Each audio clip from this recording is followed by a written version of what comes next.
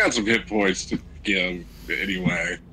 Alright, well, we are good to go, so if someone wants to recap that last session, that would be dandy. Okay, well, we started off by going into that room to the right after digging our way into the temple. And we found a big blood stream going up to what looked like a passage down. We wanted to check behind us first.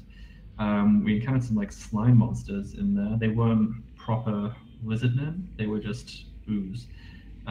They were pretty fucking nasty, and they took out most of Litchfield's hit points, caused us to rest, and then we decided to go down into the lower level that had been unlocked by Throkan. From there, we found fucking nothing. There's just nothing there. We went through the whole area following a blood trail, seeing a lot of much more rough murals and things on the walls and carvings. But it wasn't really clear what the temple was for, who had made it. There was also lots of imagery of the lizard men fighting like the ooze monsters and shit like that.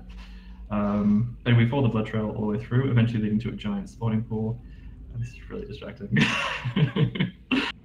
A giant spawning pool where we fought these two giant temple guards who had been corrupted, it looked like, and they went down surprisingly easily. And then we carried on following an ooze trail, which led us to another spawning room where a tentacle monster attacked us, and then broke a bridge across to a central island with a couple of fires on there. We killed off the tentacle monster as we were running through, and then the ceiling collapsed, and a pterodactyl swooped down towards us. Alright, yeah. Got And no resources left. No worth noting as well, that kind of, as you guys went down into this labyrinth, there was still many carvings along the walls.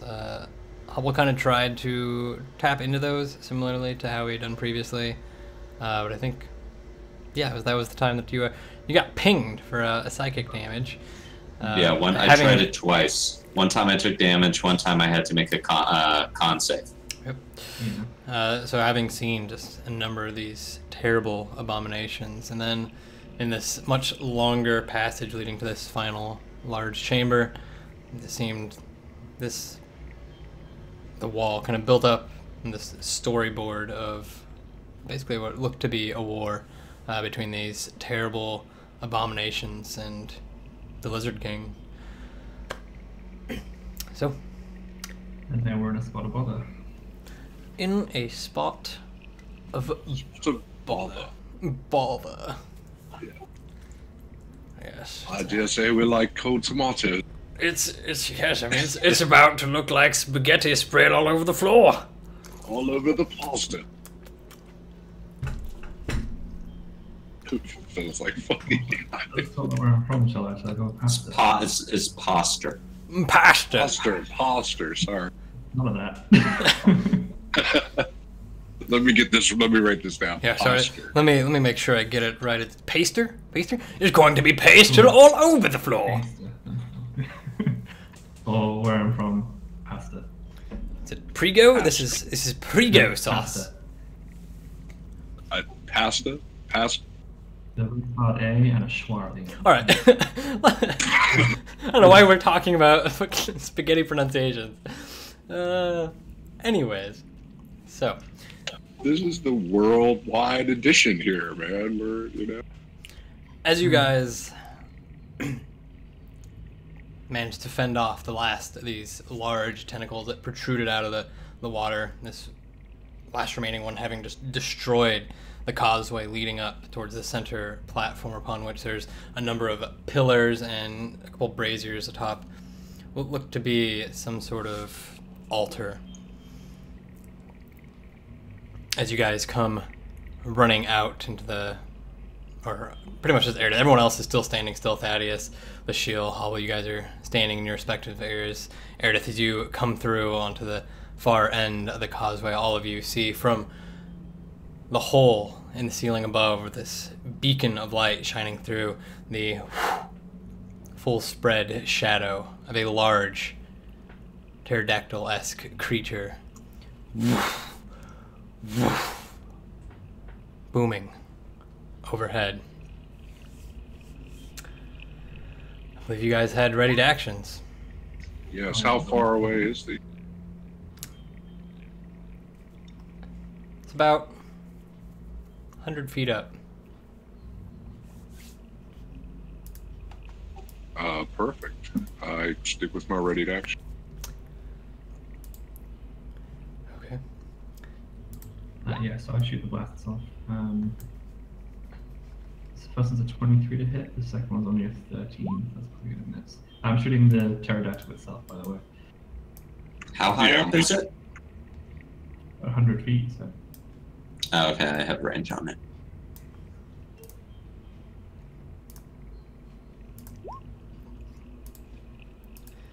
And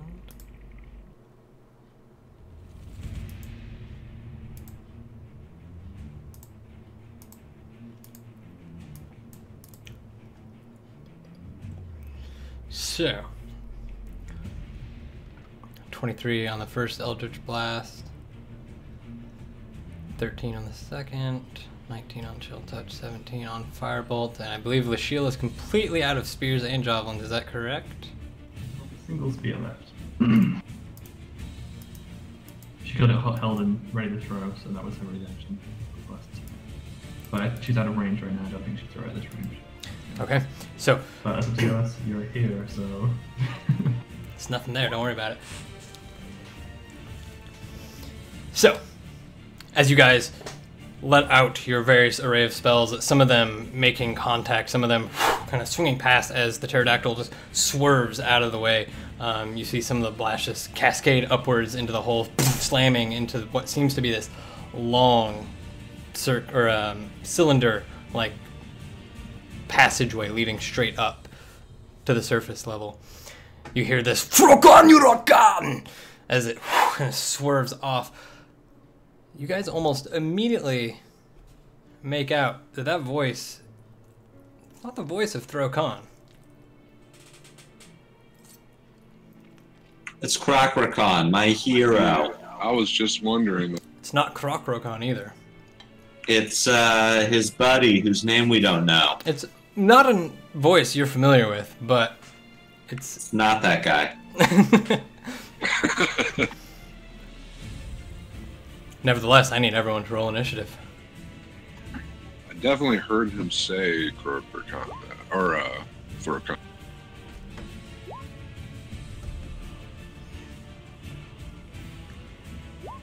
Might be his little bit.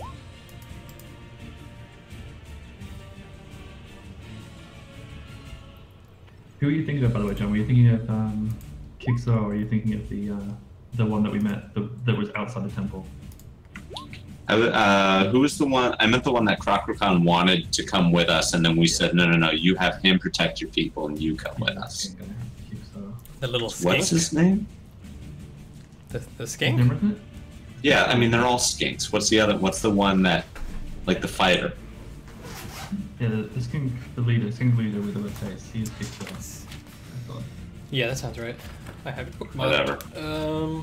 Yes. Okixo. O-Q-I-C. Kixo, yeah, that's who I thought it was. No, he had a very shrill kind of Krakatya voice. Of course, how could I forget? How could you? Fucking hell. Fucking trash players. Man, I'm glad we're... Oh wait, was that the southern one? It was the southern skink.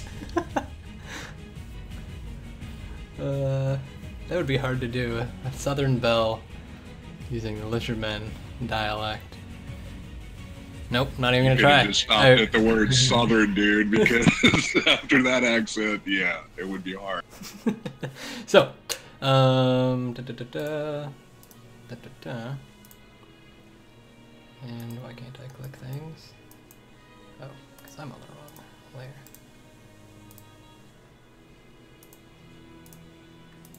Yeah, rolling high when it counts. Oh, that goes. Okay, as this large creature begins to just dive bomb straight down. Lasheel, you were first.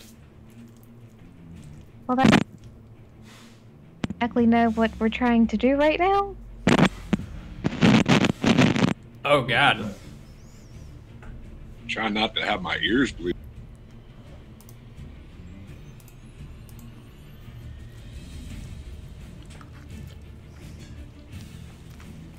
Are you there? Or did your mic just break? You're lit up, but we don't hear you. Oh, man. I think it might have just broke. I think it's her phone, though, isn't it? I think it just broke. Not good. Yeah, we can't hear you, Alice. You're lit up on Discord, but nothing. No sound.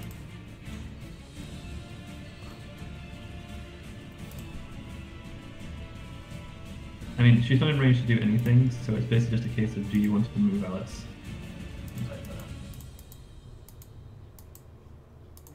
Okay, can you hear me? We Yes. can. Okay, great. Yeah. What are we hoping to achieve in this room? Honestly, just lack of mortality is the main goal. Yeah, it's pretty. Yeah, we're getting attacked, basically, so we're just trying to survive. And you're hurting.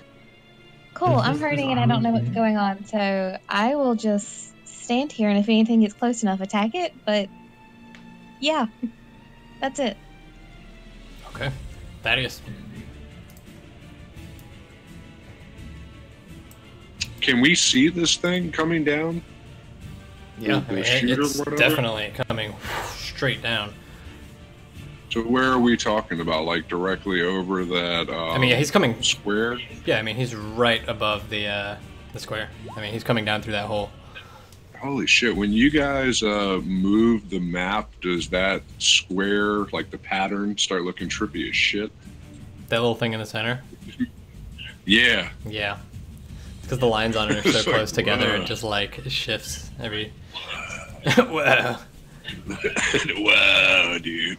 Alright, Thaddeus is gonna move around here. He's gonna kind of hug the ledge near this pillar. Right here. And how far is he away right now?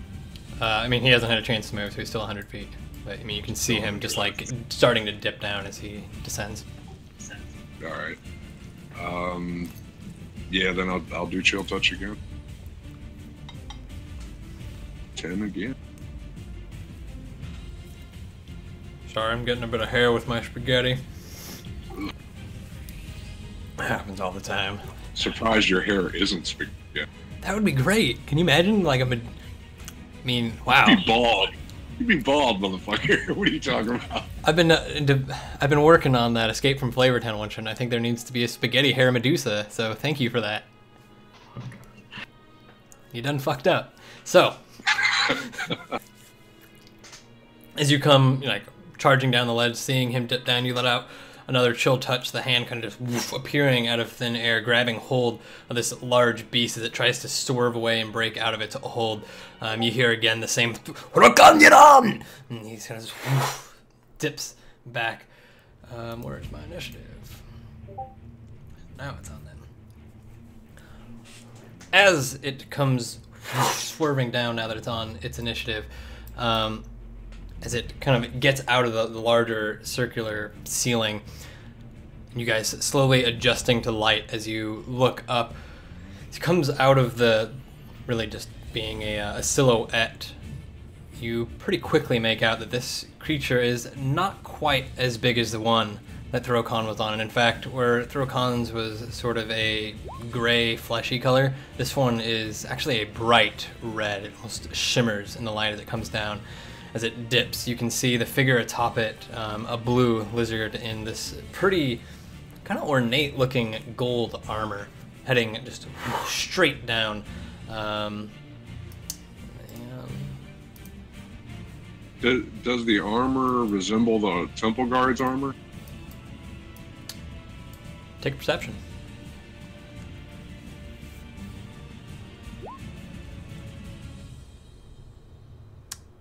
At the moment, it's hard to tell.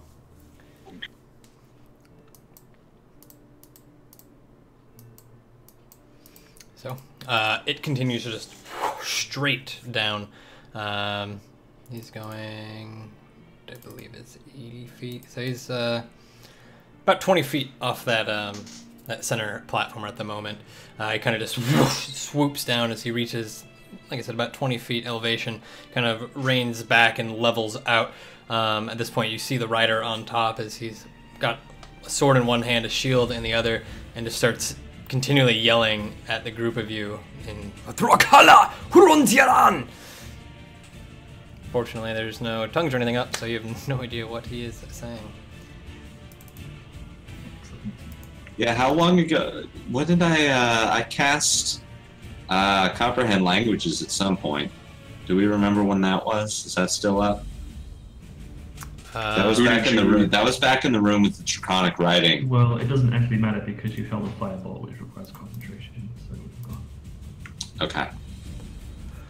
I think it was over an hour ago, anyway. Probably, yeah. Anyway, Erdith, it is on you. I'm not ready to attack yet, so I'm going to move my 30 feet across that cannon. It's within my jump distance, and then I'm going to take the dodge action at this end. And that's it. So, as you go running across the causeway there, jumping over that small breakage, almost as soon as you land and come to a running halt, there's a brief lull as this guy's just swooping down. He makes eye contact with you, and I need you to make a dexterity saving throw.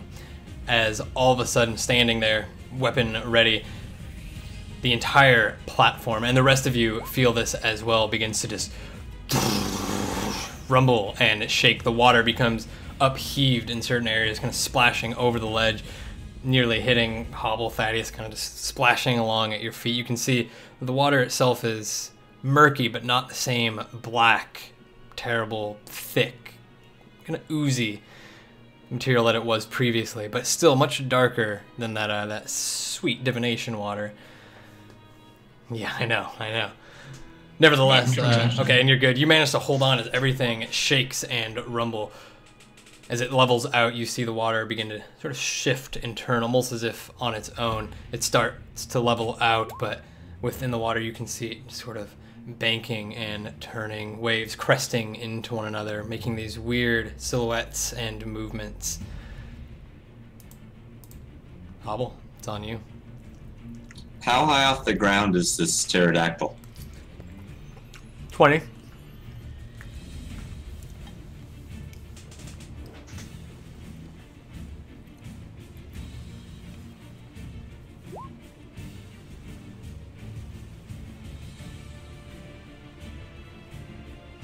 Yeah, it's not close enough for me to web it.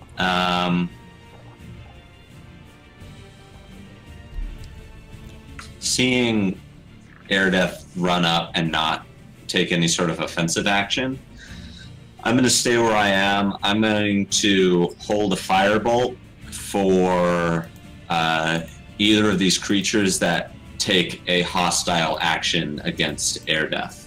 And my I'm going to have my little Quetzal back up and then do the same thing. It's going to hold an attack. You got a little Quetzal. By the way, just so that I can explain what you guys saw, it wasn't that I ran up and then stopped. It's more like I made a guard advance. That was all. So my shield is very much up and I'm advancing cautiously. It wasn't that I just didn't run and strike it. It was out of my range, so still. Oh. Even so, I'm going to keep the same. My Quetzal's not going to hold an action because I forgot I can't hold a move and an attack, so it's going to back up. But I am going to hold. My action stays. I'm going to hold a firebolt for the next hostile attacker against Erdith. Okay.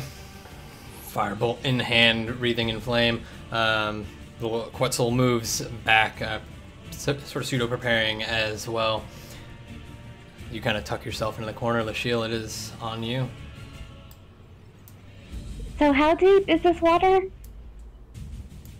The water, you guys aren't sure actually, but it's quite deep. You can't see the bottom of it. Okay, so how does dashing work when I want to swim somewhere?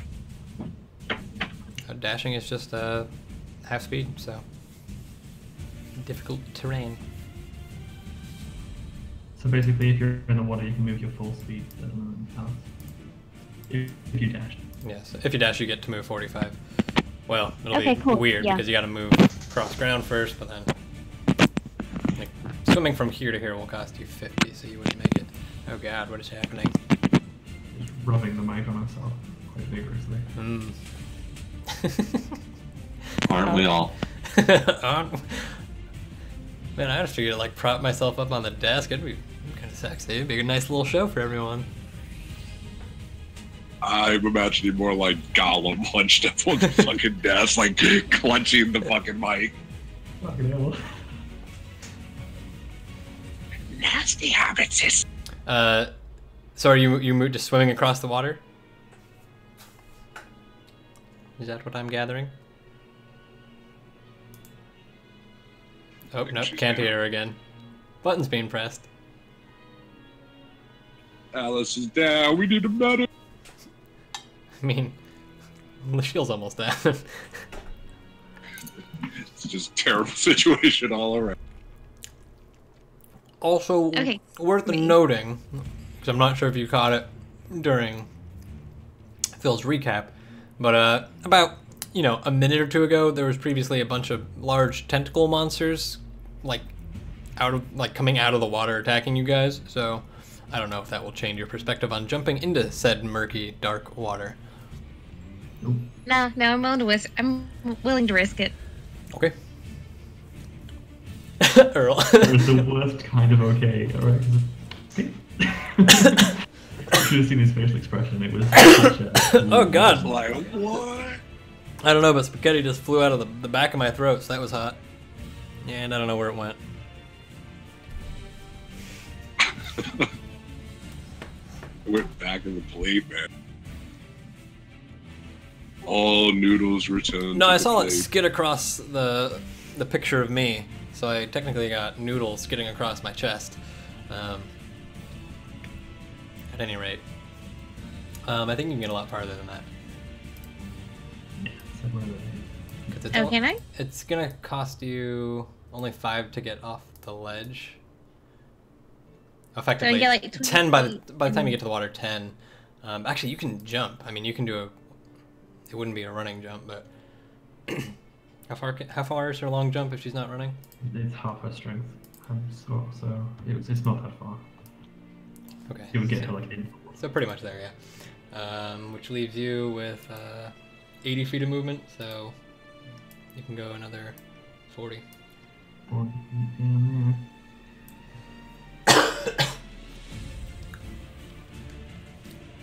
I'm so confused. How far can I get? Well, if you said you were dashing, you can move twice your movement speed, which is 90 feet. It costs you 10 to get to there, and then every foot you move in the water costs you 2. So you move 40 more feet after you go in the water, and it's only 25 feet to the ledge. So you've got way more than you need to get. Yeah. Oh, okay. You're fast as great. fuck. And you're a cat. You don't like water. You're not spending more time than you have to in there. Great. Okay.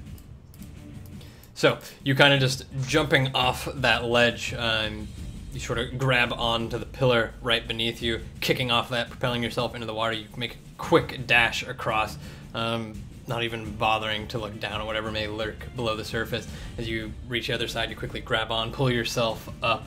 You see, as you pull yourself up, and really, as you kind of just dive in that direction, the pterodactyl just pulls up, gaining like a foot or two away from you, unsure of what the fuck you're about to do. As you pull yourself back up onto there, the rest of you begin to continue your movement. There's this sudden that seems to echo throughout the entirety of the chamber. You hear this secondary rumbling again, much less so than before. The water still sorts of shakes and trembles, but none of it kind of upheaves over the ledges this time. And then it stops almost immediately, lasting no more than a few seconds. And Thaddeus, it's on you.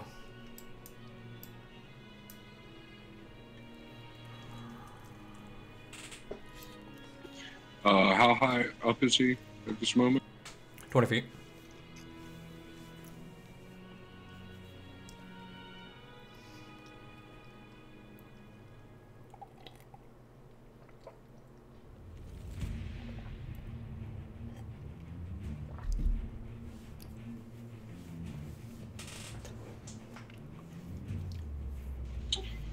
I am going to see the range on this real quick.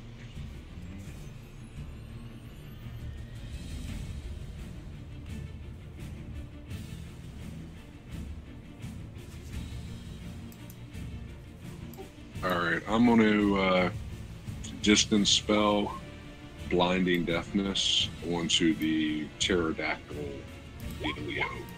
Which one are you doing? Oh, blindness. Okay. Constitutions. As he's swooping down, I want to try to make him go blind and hope that he like goes too far and crashes or something like that. That's what Thaddeus is thinking.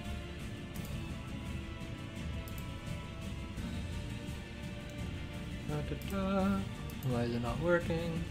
Oh, that's why.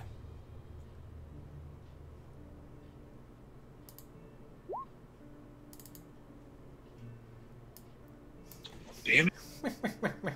You think that was going to work on me? Saving throws? Spaghetti monster. You fool. Anything else? I think I'm going to get back away from the water a little bit. I don't know what they got going on, but Thaddeus don't like black bubbling water, so he's going to jump up on the ledge and get up against the Says wall. you let off this spell. Does it even do have really any like sort of effect? You see it kind of just like swirl around the pterodactyl, it whips its head back and forth, turns its head to you, seemingly pinning its eyes on you. You're pretty sure it didn't work. In that moment, you kind of clamber back up onto the side of this ledge, putting yourself against the wall. As it goes to him, you see the rider on top. Vision's still trained on Lashiel and Erdeth, only momentarily kind of works his way around to you in response to that spell. You see him pulls himself off the beast and hits the ground with a thud. You suddenly see the pterodactyl kind of rear up for a second, let out this horrifying screech, and then begin dive bombing straight towards you. As he hits the ground, however, just thudding onto the area just behind the other side of this, like the underside of this archway. Kind of, you hear the buckling of the ground resound and sort of momentarily shake the causeway both of you are on, and then immediately there's this and you watch as behind him the entirety of the ground right underneath this altar begins to buckle as a large quantity of these, well, it's gonna work, it's gonna work, tentacles come out. Tentacles.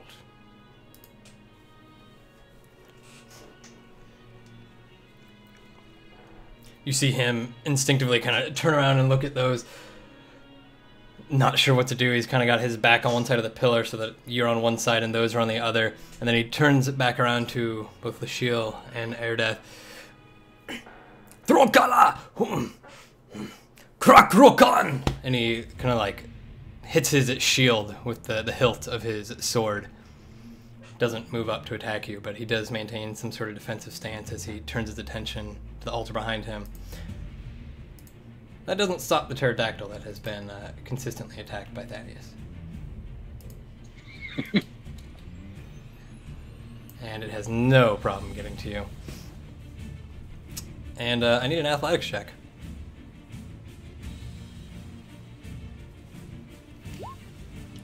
Whew. Will that do, sir? I mean, we're about to find out.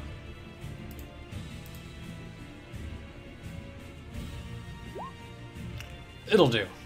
Luckily, you put yourself up against the wall, and as this thing comes soaring straight towards you, kind of pulls back last second, letting its lower claws try to like grab at you, but you manage to duck down as it scrapes against the wall. It pushes itself back and then just flaps up into the air, gaining more distance. You can take an opportunity attack if you'd like.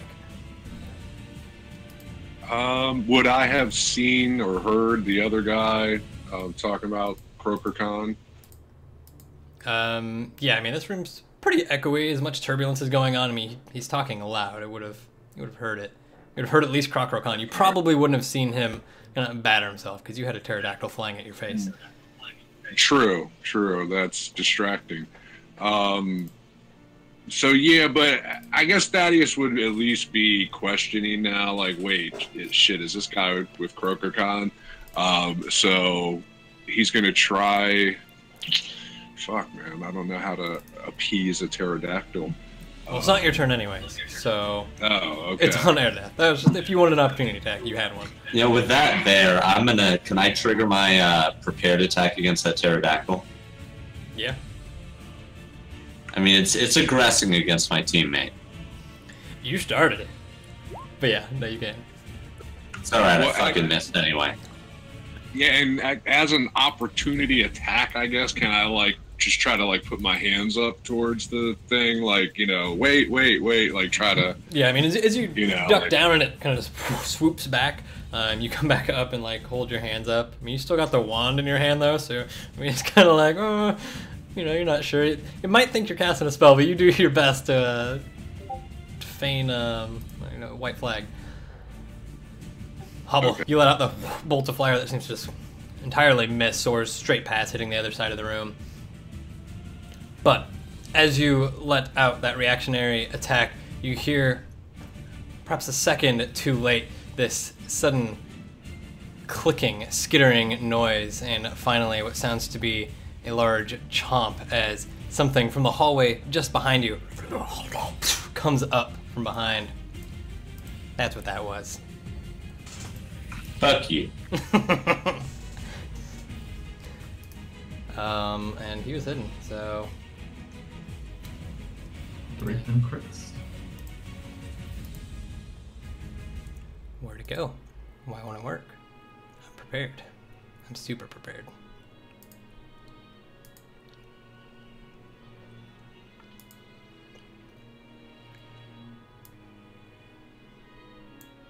Oh, okay, there we go. Maybe.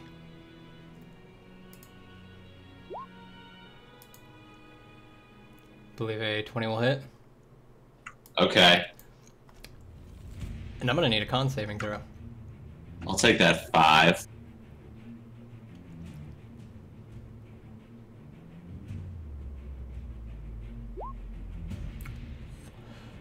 Fortunately, as this thing comes up behind you last second, you hear the clicking of its mandibles, and the claw comes down on your shoulder. It rips away a large chunk of... Actually, it's not that large. It kind of just rips away some surface-level wounds, but as it does and you turn around to look at it, you suddenly feel your shoulder freeze up and the rest of your body follow suit. You are now paralyzed. You can repeat that at the end of each of your turns.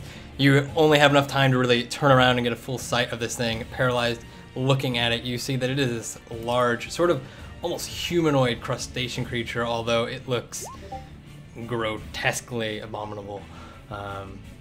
It's not good. Thaddeus, you hear the same thing, except you're not right next to the doorway as this one comes clattering out. You have to let me grab it.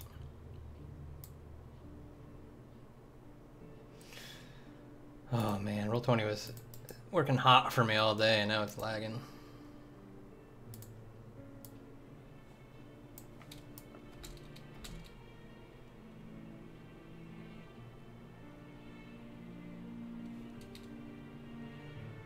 I might have to switch to Firefox.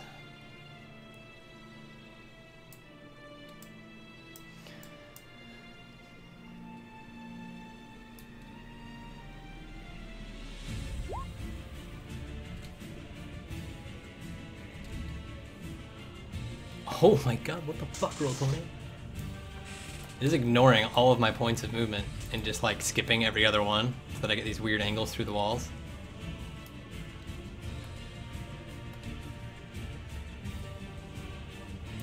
Okay. So this one, as it comes running across the causeway there, while you don't hear or see this thing at first,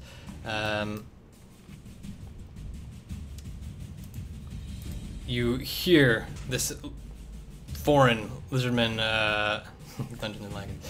Can I yell at you, La Gondra! Pointing his weapon back behind you, you turn around only briefly enough to see this thing as it gets about to where it's at now, suddenly just envelop itself in darkness, and then another shadow sort of reappears right in front of you. And I don't know if that's a bonus action or an action. Let me check. That's a bonus action. Warps in front of you, and he's attacking.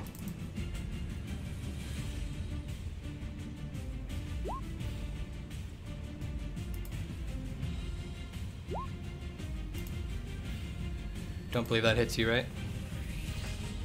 Get it. I thought it was attacking Phoenix. I completely missed what you said. No, that's gonna miss. Yeah. Okay. No, so I was super zooming on that as well. I didn't realize it was up there. Oh yeah, no. As this one comes running up behind you, I mean, the lizardman like yells at you last second. You turn around and see it just basically what is essentially like a shadow step, although it looks much more kind of. I mean, there's this weird appearance to it as it reforms in front of you in such close proximity. Where are the rest?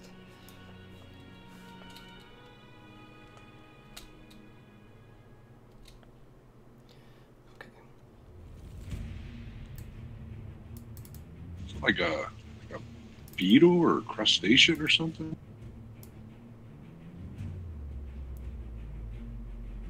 Oh, is that 30 feet? Yikes. Okay, so that one's... both of you, Lasheel and Eredith, you see this one come up along the top level where Lasheel, you previously were. It comes kind of running at a rather fast pace across the ledge there on that side. As it reaches the point where it's at now, you see the same thing, kind of enveloped in this dark shadow, and then reappear right in front of you. He dashed, however, so he's not going to attack. And the last one comes up on the other side of Thaddeus.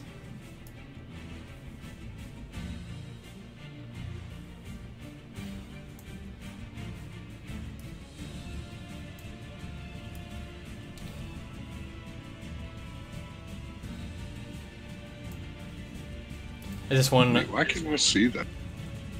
It's much further down.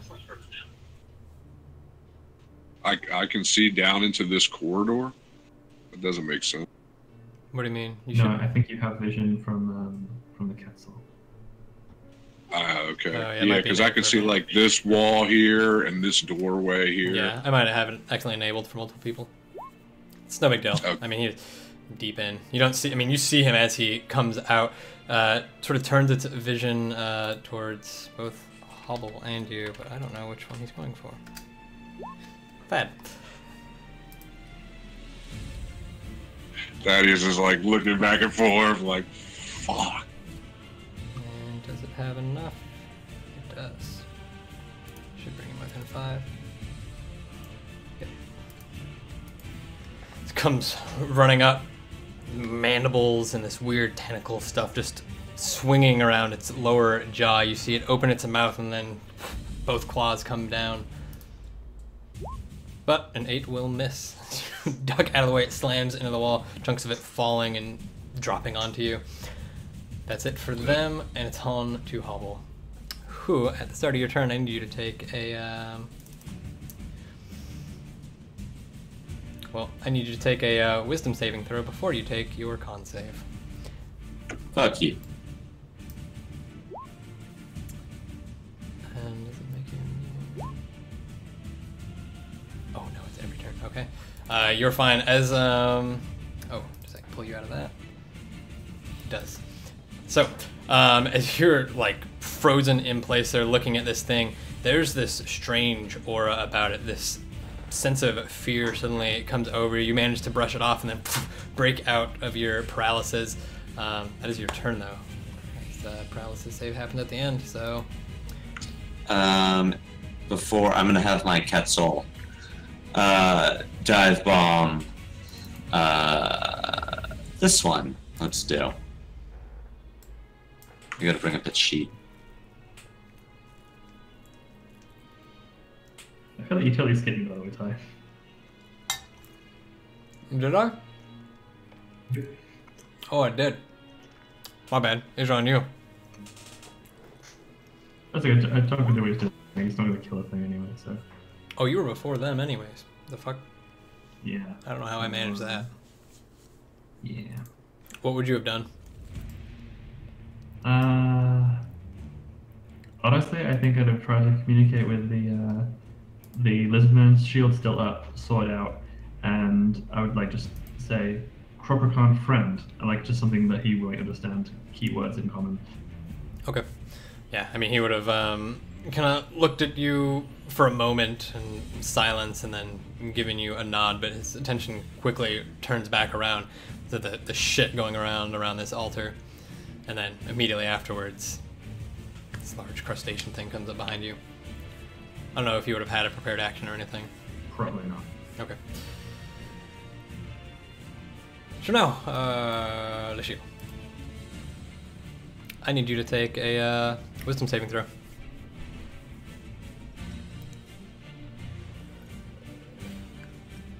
Just pulling these out of the hat. It's like, take a wisdom saving for this turn. There you go.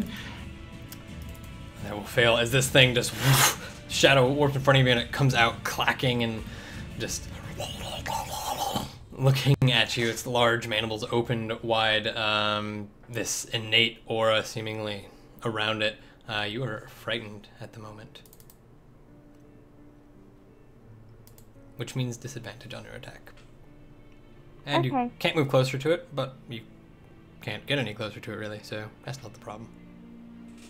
Can I try to throw it in the water? Like, You can grapple. yeah. Try that. You very much grapple and then let go of him after you put him overboard. Does that give you a disadvantage on grapple? Or on athletics? No, That's interesting. it's not an attack roll. Yeah, it's weird. Can't attack it, but you can latch onto it? That seems like an oversight for Weird. Frighten. Right.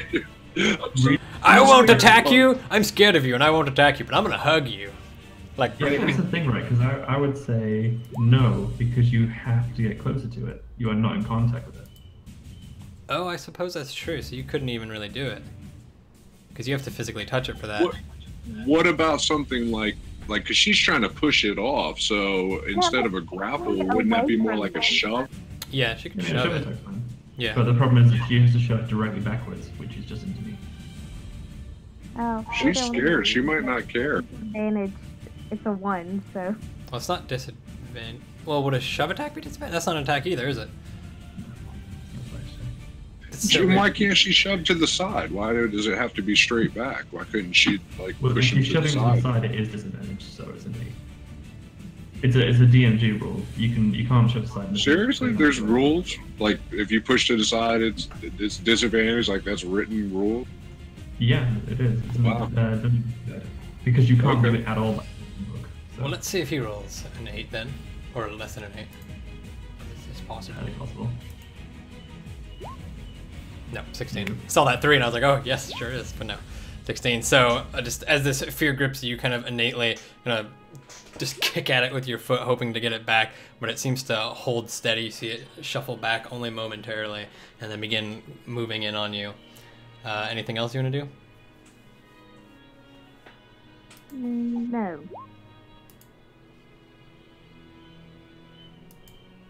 Okay. Thaddeus, I need you to take a wisdom save. I'm just never scared because of my dark side abilities. That's a thing, you know. I mean, if you have an ability that gives you immune to being frightened, then yes. But I don't think you do, because that would be Yeah, pretty pretty nice. pretty valid. That said, you don't give a fuck. As this thing it comes up like I running said. at you, you like ducking dodge. There's 2 of them on either side, and as much as you get the same abominable horror and aura, you're fine. This is not the worst thing you've fucked up on, so it doesn't bother you too much. Yeah, I mean, after what I've done, this is nothing. I'm gonna try something crazy here. I am going to Misty Step onto the back of the pterodactyl. And immediately upon, like, appearing on it, I'm gonna try to like kind of pet the back of its head, like soothe it. Give me an animal It's handling okay. check. Croc. Animal handling. Yep. Okay, so you misty step away from this creature onto the back. I mean, this thing is saddled. Quickly kind of grab hold of the reins and start doing whatever you can to calm it down. It flails for a moment back and forth, kind of thrashing about, trying to upheave you, but eventually kind of settles out. Anything else? Actually, animal handling would have been your action, so... Yeah, I mean, I don't know. I was going to say I want to kind of like direct it to attack, but I don't know if I got to wait till another turn or if that's just on his turn or how that works. So you tell me. Well, as it comes to this lizardman figure, like turning around, hearing the screech of this thing as you jump onto its back, looking up, seeing you, he sort of Throkalan! The thing sort of evens out for a moment, lets out another screech, and then dives. Actually, where's its profile? Yeah, it sort of sweeps up into the air about 20 feet and then straight down, going towards this thing that just attacked you. Thaddeus has a shit-eating grin on his face right now for pulling that off. He is loving it. Would have been great had you rolled much lower on that animal handling. No, it's great just the way it is. Everything doesn't have to be a disaster. I cannot move the fucking token because Roll20 hates me. But you hold onto its reins suddenly as it just sweeps straight down. Its front elongated beak sort of just goes piercing straight through this thing, pulls out, and then heads back up. It is, I think it has flyby as well.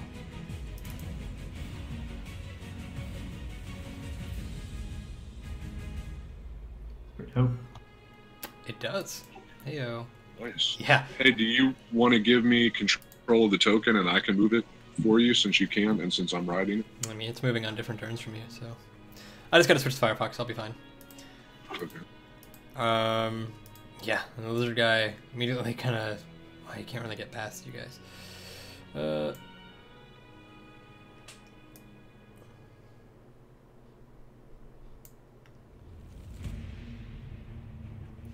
He comes running up, just close range, throws his trident he has kind of like on his backside, pulls that out and just lets loose of it at the one right next to the shield.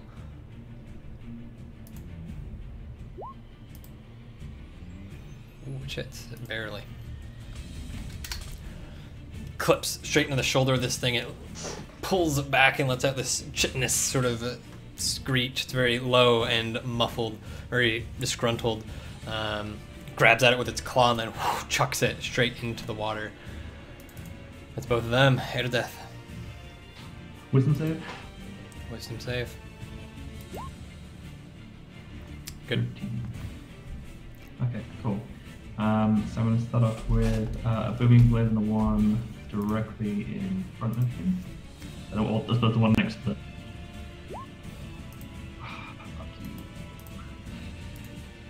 it's going to miss, and I've got nothing else, I don't think.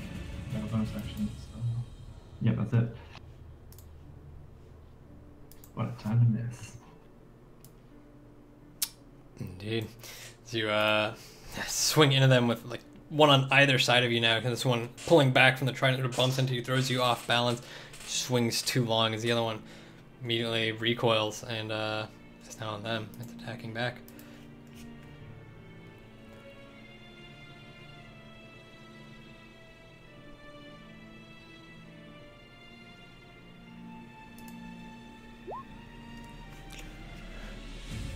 And there's that that crit that I'm so well known for. It's been a glorious week of crits for me. I was critting like a motherfucker Monday morning. Yeah, it's 16 and I need a con save. Oh, I'm great at these. Actually, I'm alright. I was gonna say incoming that one. Yeah, no. As this thing just grabs on you full hold, sort of on your side, pulls back, taking a chunk of flesh with it. You feel this same sort of paralytic feeling about you, but you just shrug it off and continue fighting. The other one's going for Lasheel. 11 will miss.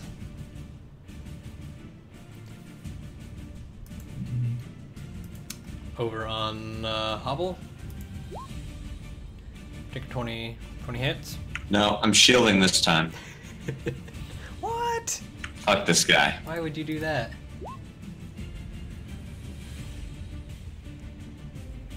Ah shit, how much damage did I do on that dive? Didn't record it. 27. 27? Yeah, the thing is not looking great, but it is still up.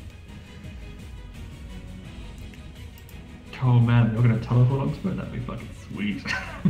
Like a fight on the back with Pterodactyl. The Pterodactyl is the map.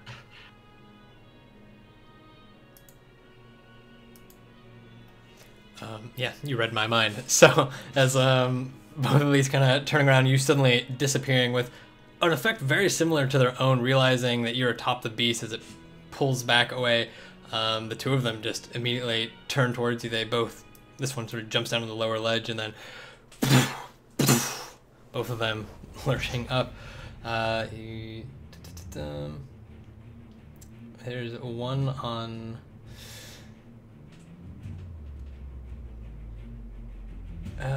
yeah, I mean, they're pretty much trying to grapple this thing and grab onto it with its claws and tear it down. Pterodactyl? I thought he was like 20 feet in the air. Which is why they just teleported. Oh, gotcha. Are they on it or like hanging onto it? I mean, they kind of just warp into a spot adjacent to the pterodactyl, and they're both trying to latch on with claws. So I'm effectively... Gotcha, okay. We're doing their check with advantage since there's two of them. This could be real bad news, you like that. If he wins this, the pterodactyl falls out of the sky. So... Not good. This is pterodactyl. 16. And they're doing this with advantage. You have to use strength for when you're the one doing it, right? And then it might be fine.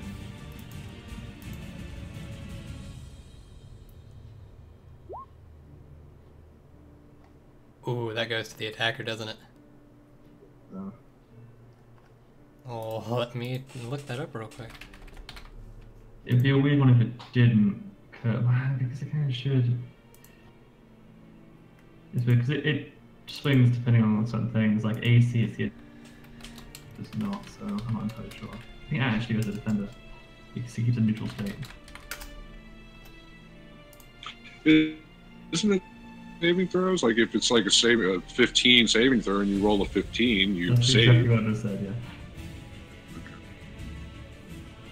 Oh, lame. If the contest result is a tie, the situation remains the same as it was before the contest. Thus, one contestant might win the contest by default.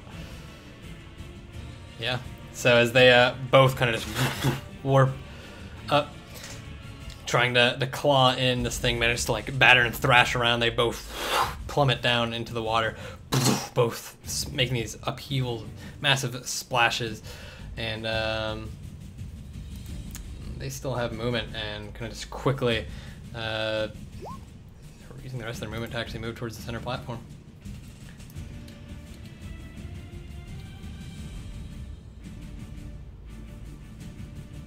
And they have more than enough to do. And they climb up. Hobble. While I pull up the bucket.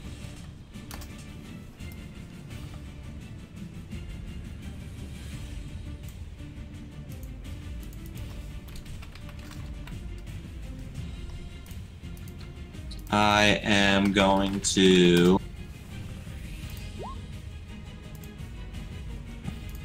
can I cast 2 spells in a turn if one of them is a cantrip? Yep.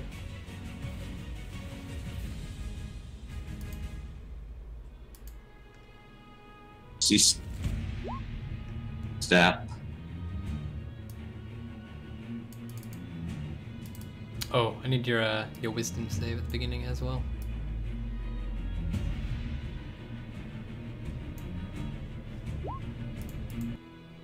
Whew. Having overcome that fear, you give no fucks. He's a wise motherfucker. There's nothing green in this room. Fair enough. I'll firebolt this middle one here.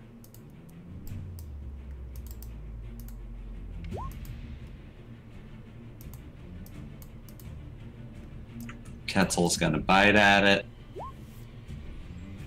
And I'm going to keep running. Okay, so the one in the middle, so that's gonna be 7, and Quetzal unfortunately misses. Actually, we'll say the Quetzal probably would have had advantage. I mean, there's people on either side. It's stuck in the middle there, and the Quetzal's coming from above, so 23 would actually hit. It vanished. Yeah, I haven't thought of that thing. Interesting. I guess it closed when I opened up Firefox. Never seen that happen. But alright. So, you misty step away, kind of running along the edge of the water there. You quickly let out a bolt of flame that slams into the center one for 7. So Quetzal comes down, darts away. The shield, it's on you. Takes 8 total. Still gripped by fear. So it's disadvantage to attack, right? Yep. Not that it matters for you. Go ahead and do that divine fury. Out of 17. Yeah, no, right? 17, 17, 17. And a 7. One. But these rolls right Yeah, there. and that was 1-7, right? It was, so, I mean, it was all 17s. Excellent, excellent. So, 24 is that? Yeah. Yeah, I'm going to do your second attack.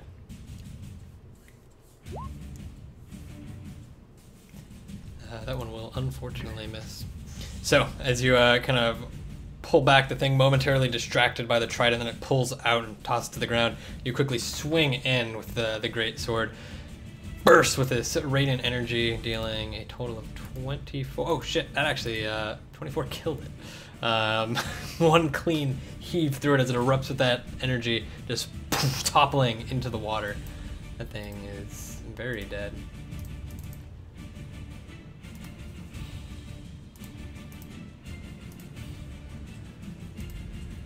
You kind of move up.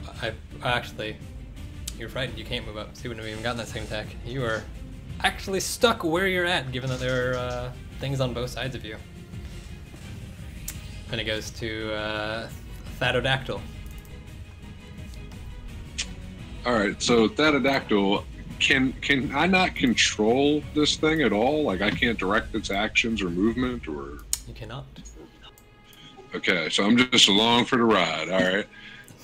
That's still cool. I am going to. Can I tell which? Yeah, it's cool. It's cool.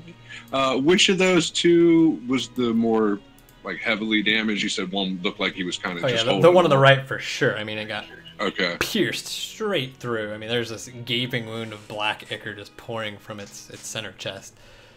You're honestly surprised that thing's even up after being dealt a blow in that way.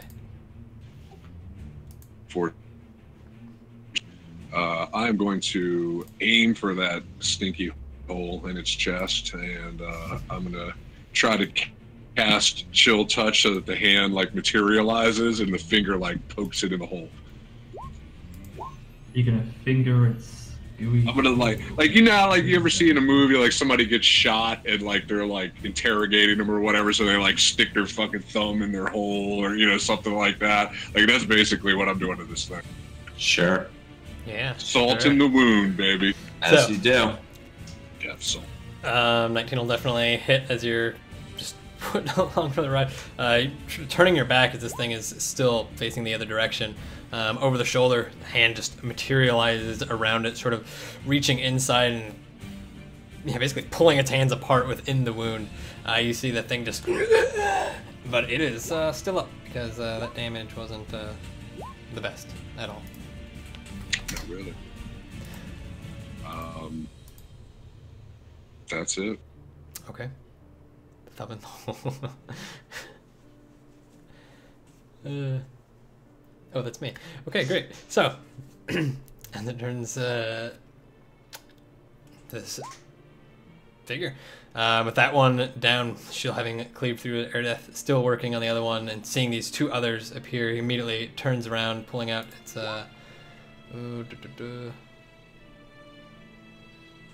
its sword's not on the profile, so I guess I'll just keep using the trident, because, yeah. Comes up charging around the side. Finishing off what Thaddeus and the pterodactyl started. Comes around with its sword, just cleaves through, as there's really just an already gaping wound there. Saws through the serrated sword, cleaving this thing in half as it falls back in the water, kicks it down, and it is dead. He then sort of takes a step back away from these tentacles that seem to just lash out at him as he approaches the altar, positioning himself in between either side of that pillar and holding the shield up. This thing, before it has a chance to really turn around, the figure in the center, you see him sort of, while still positioned defensively, look up and just Rakalan Rujira!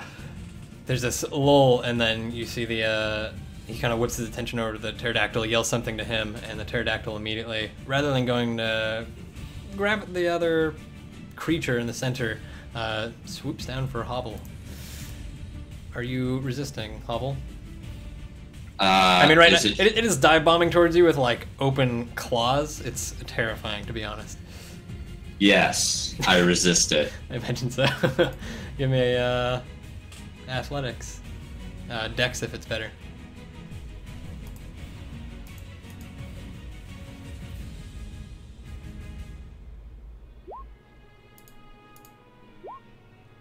Oh man. Alright, so this thing just swoops down, you duck entirely onto the ground, your small figure just way too low for him, he's not prepared for it, and swings about you, turns its head as it moves away and lets out this then continues like circling around the area, kind of swooping. It's got, oops, shit ton. Oh no, it closed on me. Un momento, por favor. Erdeth, you can go ahead and go. It's just moving. Cool. So I'm going to, after my full attack, bring the sword back around again. Shield up. Oh, gonna hit this down. Wisdom save, by the way. Not immune, so pass. Unfortunately not. Bullshit. I know. Pass? Yeah, is that right? Yeah, you're good. Cool. So that's going to be 17, and I'm going to add on a defensive flourish, which I still have on my new sheet. So that's 7 more damage, and he is, as I'm 7 AC higher this round, so my AC is 25.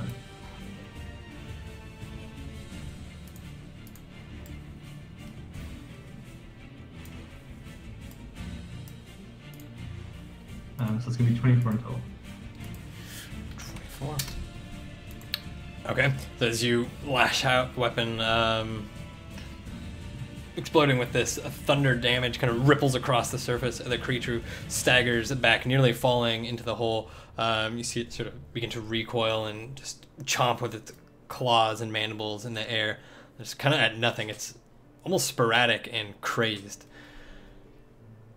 Anything else? No, I bring back some of the magical energy from the Thunderblast, and I form a slight magical shield in front of me and take the defensive posture, and that's my turn. Okay. Give me 1 second. I need to roll some.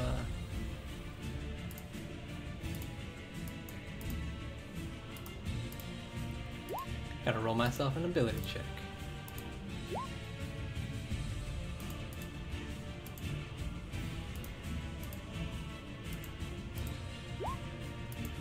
unfortunate. So, yeah, as you put your shield back up, this thing immediately just goes chomping in with those claws. Not well, though. Pretty easily batter him off, and as you kind of thrust him back, and he staggers again, almost reaching the end there, falling back in before it has a chance to really recompose itself.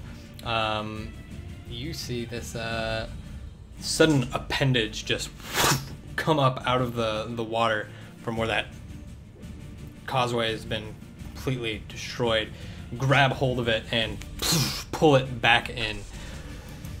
There's no sign of that, and you watch as one large claw grabs onto the surface of your side, one on the other, and it slowly pulls itself up. You see this large sort of a shell creature with massive wreathing tentacles as it makes its way up onto the ledge. No. Lots of no. This seems like a step up, to be honest. I know, right? I mean, could you just left that one there? I was doing fine time. And where? He will make this a TPK. Right? Hey. It's like, I'm back. Are you talking about me? It like, oh, you thought that one off, did you? Well, a been- blue dragon Hey, drags it into the water. I killed it for you. Like 10 health left. Yeah, Erdith had almost killed the crab monster that he was fighting, and then this bigger, uglier crab monster ate that crab monster, and now is fighting Erdith. Okay. Yeah. So as it comes, like pulls itself on, you get this very clear, immediate picture of it. Large shelled, but the back, like top half of the shell seems cracked, where all these wreathing, slime-covered tentacles are just wreathing about. You see 5 in total. Luckily, it wasted one of those on that creature, so only 4 are going into you. Hey, it's only got a +3 to hit. It's not even that bad. Well, you're only going to hit with a crit, which is the worst thing that can happen right now. Yeah, it's not even that bad. Not even that bad. Not even that bad. He personally killed me. So, yeah, I mean, this thing just pulls itself up, immediately starts going ham on you. Managed to just parry and swing and duck out of the way of all of these. Do I have any? Oh yeah, I got this one over here. Which is running up to that. Oh, shit. Yeah, Hobble and Thad. I mean, Thad, from your aerial view, Hobble, as you watch this from afar, this creature who comes running across the altar, swings into him. You see him actually, just before he attacks, as the light pours through, kind of turn its head away, almost swinging wildly as if trying to avoid the sun basking through the area. And you swing on a disadvantage. 5 won't hit. And I gotta roll to see if... Oh, it won't matter anyways. Yikes! So, yeah, he's done. Hobble. Oh, shit. I think I've forgotten 2 turns of moving this guy now. Not... I think you only forgot 1 turn. Was it only 1? Oh, because you just... I think Yeah, you just... right. Because I just Misty stepped away. You were right. In that case, he's going to run his 30 and, not Misty Step, but Misty Step. The fake Misty Step. All up in your grill. All up in your girl. Guess so.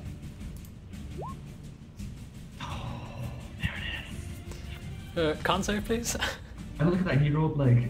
Yeah, I can't even shield out of that. That's what happened to me. He would have hit me either. Ooh! But man, you got the crit saves for days. This thing just... I mean, your attention is focused on what's going on in the center now. You almost momentarily forget as this thing just... There's this black shadow that warps on the side of you. You look around only to see the claw come down and tear away at you. You stagger back, feeling that same paralytic pain, but having already dealt with it, you're good. And now it's on to you. Do I have to whiz save? You do.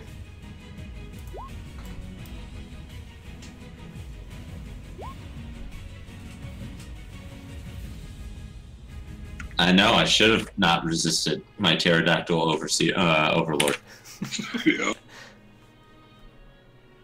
He would have kept you safe and loved you. Well, you said that I noticed that the light seems to have a negative effect on these guys. So I'm going to Misty Step over to this platform.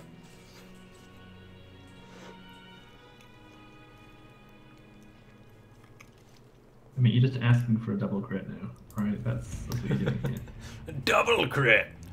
Not unheard of. Nah. Not in my parts. It gets me with it every fucking time. And then I will, do I get disadvantage if I firebolt this thing in front of me? Yeah, because you're in melee range.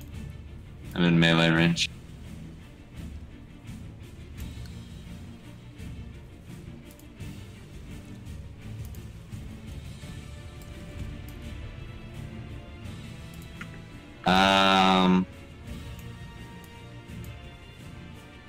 I'll just firebolt it. It's probably better than hitting it with my dagger. It was 16 will hit. Better. Even on disadvantage. Both 16, yeah. So you kind of just warp in front of this thing as it's swinging blindly and wildly into the lizardman. You kind of have to duck under the lizardman's sword as it comes cleaving in, but in that moment you let out this bolt of flame that just hits it head on for spicy 11 damage. You see the thing just recoils angrily, thrashing about from the flame, and it's on Lishila. Wait, my Quetzal. Oh, of course. Damn it. I'm not used to you having little pets that you actually remember. It's weird. Zinger. Well, usually they just help. There's nothing really to do. Got me with a zinger in the... What is it from? Gotham. It's from Gotham. Yeah, Lashila's not having any of it. Actually, you don't have to take a wisdom save. You're not within 10 feet of any of that. I think it's 10 feet. Let me check. Oh, thanks. Thanks, roll 20. If that giant fucking one doesn't do it, then something is messed up. Yeah, it's only 10 feet of them, and there are none within 10 feet. Oh, so running up to the giant crab thing is possible? It is. Cool, yeah, I'm gonna do that. I mean, it's a big, scary thing, but it doesn't have the same sort of weird aura about it. It's got a different kind of weird. But technically kind of weird, right? Mm-hmm, yeah. It's got like the half socks on its big claws. It's kind of old and there's a lot of holes in them. They're moldy. So, fair warning, I tried to only hit this twice, but it's never shown up yet. So I don't know how many times it's gonna show up. Oh, you guys can't share the same square. Can she even get in range? Yeah, that is only a 5-foot rampart there. You'll have to throw a weapon, unfortunately. But 22 will hit, because you had one spear left, I think, right? Is that what you said, Phil? Yeah. Or you can shove Phil out of the way. He's not important. He can go in the water.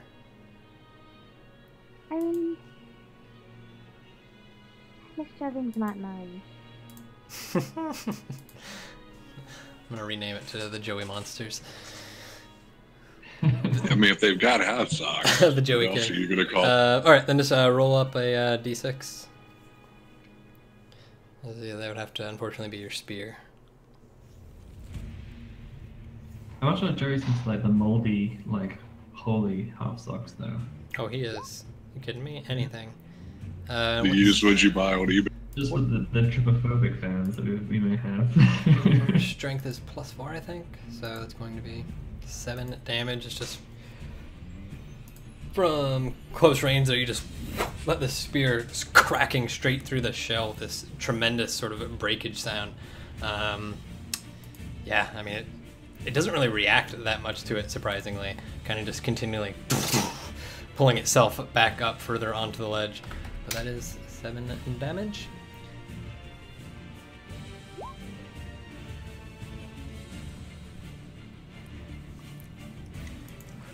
So, Thad, right before it gets to you, after the shield throws this spear and it just cracks through the shell, you kind of hanging there on the pterodactyl, you hear this very distant echoing Drogalan Yura coming up from the ceiling. As you look up, you watch as this long line of what looks to be just a very thick root or vine uncoils and drops down the massive hole, landing sort of right next to Hobble, actually.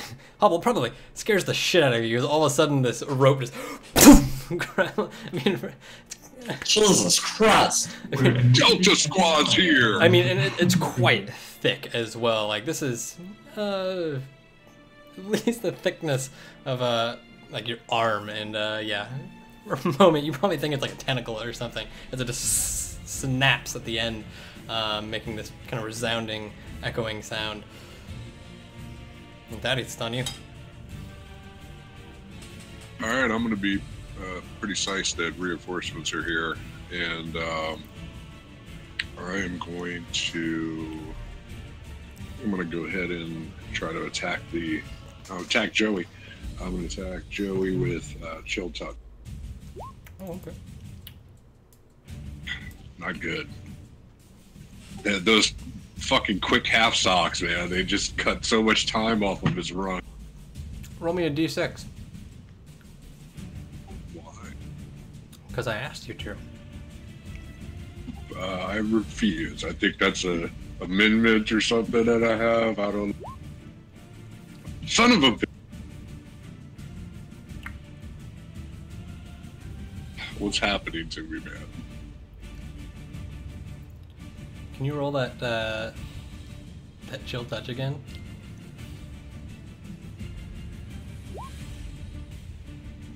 Oh man, had that been that crit.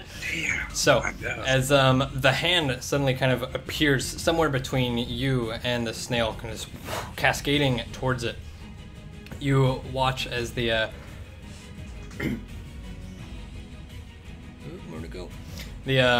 The shell, where like it's cracked at the top and these tentacles are about, suddenly kind of just warps with this black, almost transparent and mirrored visage. As the skeletal hand hits it, suddenly stops, twists and turns, kind of turning on the spot, goes straight back towards you. You barely duck out of the way as the hand passes by.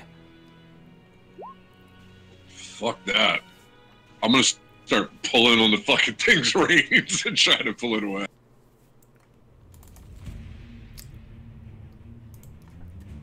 I'm assuming nothing else then, and just No. on this thing who, yeah, he's attacking into a thing here. I think, that doesn't affect him.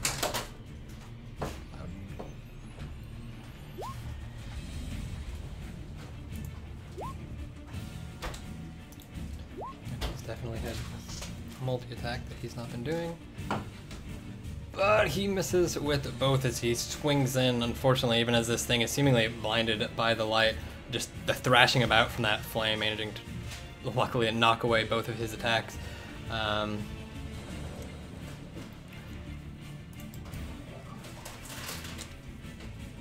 The pterodactyl.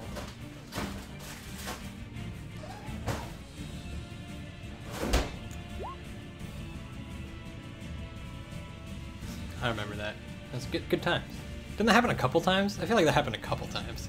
No, he just killed a couple dragons, but I know he stole all the kills, but I thought he also misty stepped into one a couple times. Multi-class rogue. Shadow stepping. So, yeah, I mean, as you're upon this thing and the skeletal hand flies by, you see that the pterodactyl kind of swaying, stalling in the air there, screeching and letting out this terrible sound towards this large kind of crab thing. It doesn't go towards it though. It kind of just stays there and moves around. It seems almost fearful of going. There's like this innate sense that it's terrified, but it doesn't move back. Like kind of just almost in like a standoffish way, circling around it, screeching, trying to intimidate it almost. And that's it for it. It's on Airdeth. Okay, if I hit. So yeah, bring around the support in front of the strike. Damn, that's a miss, I believe. That is definitely gonna miss. Which I just need to know. No flourishes this time, guys. Bye. Yeah, I mean, as you swing in with the blade, I mean, you make contact, but it just surprisingly, I mean, you saw like the breakage at the top, the way the spear went in. As your weapon hits it, I mean, it just skitters across. It is extremely thick, the majority of it. Yeah, it's like a bullet blade bounce. It comes straight off. I don't get to do my. I just lose the magic immediately and don't pull my shield. That's that. All right, and I always forget you only have one attack. Fuck. Yeah, next level. Oh, okay. It's the next level. A long ways away. Okay. And it goes back to them. The one now going into hobble is you're simply closer and it's not really seeing anything. It's just swinging wildly. Disadvantage. It's a 12. That will miss. And the thing over here. Jump on the Ketzel. I don't think my Ketzel is capable of carrying me. No, not you. I was talking about the monster. Yeah, I mean, this thing just, all 5 of the appendages flailing about, just go snapping into you. Karen. Oh, when you did this guy. Oh, I still have him. Heyo. Forgot about him. You see it. It's okay. That thing. He's out of Misty Steps. I mean, you see, even well, yeah. I guess I could roll for that. Technically, as a recharge that I haven't been doing, but no. Regardless, I mean, you see him sort of pacing back and forth along the ledge, clearly avoiding the sunlight aura, and eventually it just drops into the water and begins making its way. And now, the snail thing. We'll just do these real slow for you. I'm gonna have to shield that one, so. As a second level slot, it just wouldn't ask me for the thing, so I do have slots for that. Okay, you're just using it at a higher level?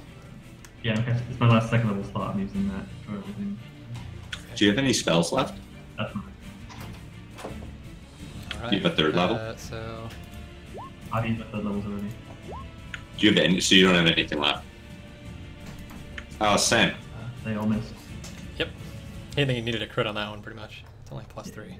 That's 23 with So, as this thing just swings into a flurry of attacks, you bring up this arcane shield that manages to deflect literally all of them. You see its mouth, the very bottom there, protruding out of the bottom of the shell. This almost formless face, but as it opens up, you see these jagged, sharp fangs about it, and it continues to just like barrel in towards you. But I believe that is the end of its turn, because that is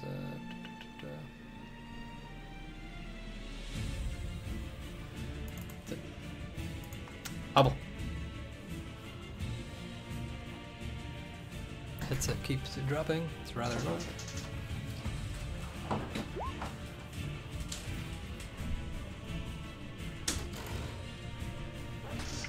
God, I just have fucking bullshit going on over here.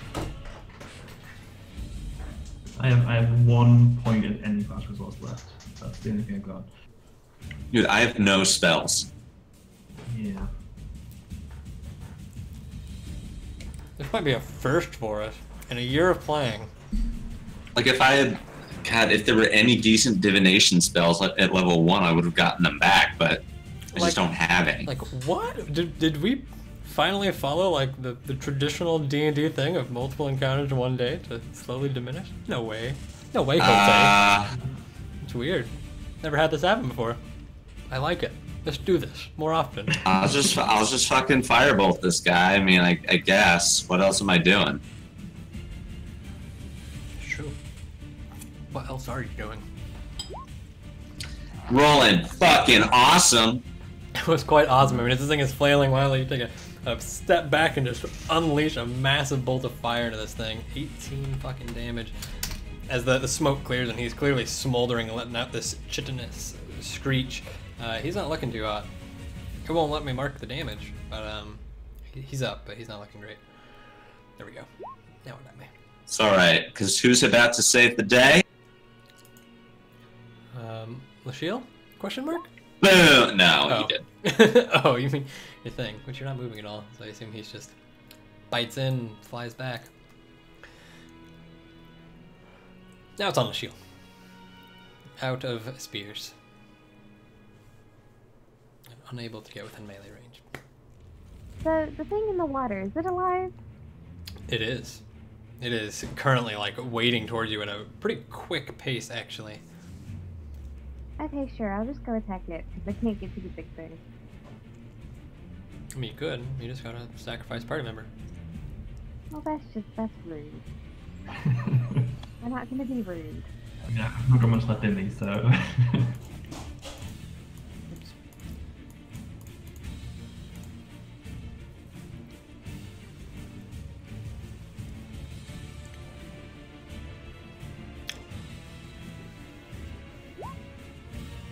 $25 will definitely hit.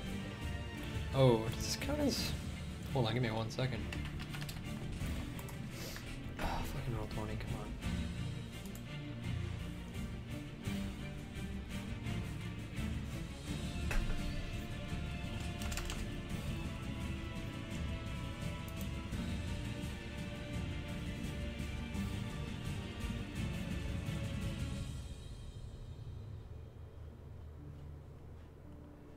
I guess you're not technically underwater, so yeah, you're normal attacking normally. Go ahead and do your second attack.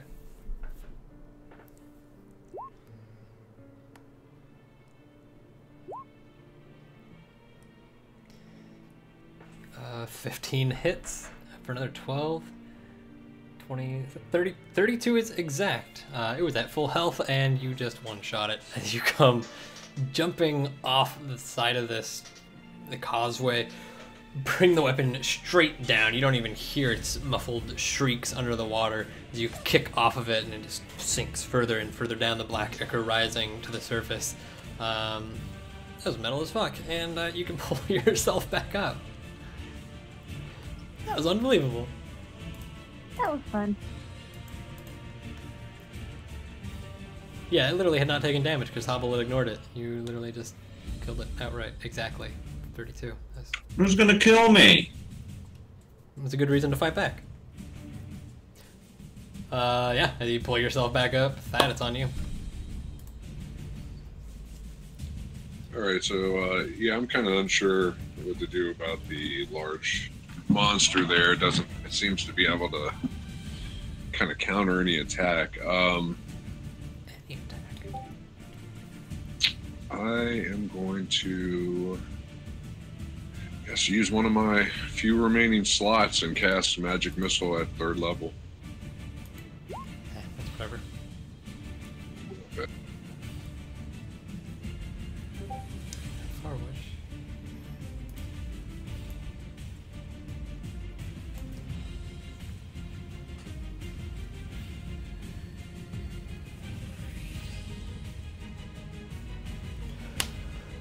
Who are you doing Magic Missile into? The big fucker. Joey. Into Joey. Got it. Alright, let me roll.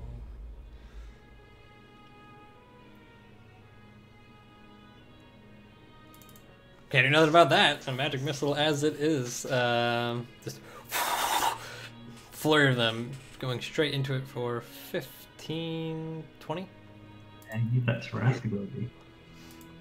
So I'm gonna start equipping my anti-magic snails with, what is it? Is it Brooch of Shielding or something like that? Whatever the items are that let you ignore magic missile. I'm just gonna start equipping my snails with those, just to really. He just needs the Tarrasque ability, like just not this half-baked version. He needs the full one because that just deflects magic missile right back at you immediately.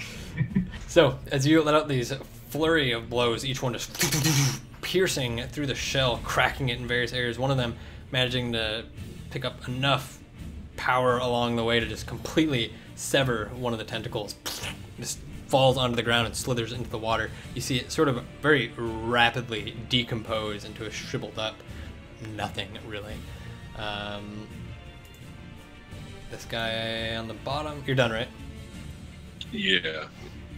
Okay. Comes to this guy. He is attempting again, swinging with that sword, and he'll do it. This the tentacle, the one that was severed. So, yeah, still smoldering and screeching, thrashing about from that massive firebolt. Guy comes in with a sword and just cleaves through him, kicking him back against the altar as these tentacles seems to like overtake it, passive as to whoever it's grabbing onto. You watch the thing is slowly overcome and sort of dragged up against the side of the altar.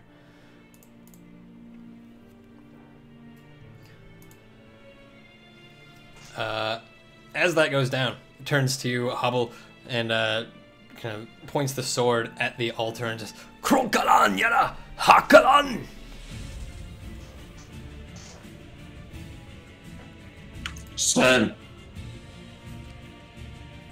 Sam's his bro. No, unsure of what you said in that moment. You see him actually grab for the rope and begin to like pull himself up. Yeah, because that fucking commandeer's pterodactyl is like a cunt. And snooze you lose. I mean, speaking of the pterodactyl, it immediately just kind of spends about 30 feet of its movement continuing this aerial sort of intimidation tactic, squaring off, and then kind of just pushes itself back and darts 50 feet up. Ah, wait! I like see my friends start to turn into little ants as I get pulled away. Which brings it to Erda. Really poor eyesight, apparently. I got fucking trifocals on. Yeah, I continued like beating this thing back on the edge of that. Oh man. For once it wasn't me, actually. It's not gonna happen. That's gonna miss, I think. That is it's definitely going to miss as you swing with the weapon, just weak and weary perhaps, without the force that you normally put into it. The weapon just skids across, damage rippling along the surface and seemingly consumed by this same dark aura emanating out of the shell. Yeah. I can't run away. I can't get off the fucking bridge. And if there's nothing else, it goes to him, and it is a tentacle. No, I can't leave. So. Okay, it is a tentacle down. Yeah. I have no spells, so it's 18 AC. I mean, you could move through the shield. You just gotta take that opportunity attack. I can't move through the shield. I'm a small creature. I'm pretty sure you can move through ally squares. Halflings specifically had the ability to do it, so... Maybe I'm thinking an earlier edition then. Yeah, or it's squeeze, maybe that's squeeze. Yeah, but that's only for like gaps, little gaps. It's not for... Well... So, but anyway, yeah, so 18 is my AC, I don't have shield and I can't flourish, so that's... So 18 is the number, huh? 18 is the number. I got 5 points, so I'm 2. Well, exciting. I don't know why it has 2 separate things. Well, let's just start it off right. Let's just start. Let's just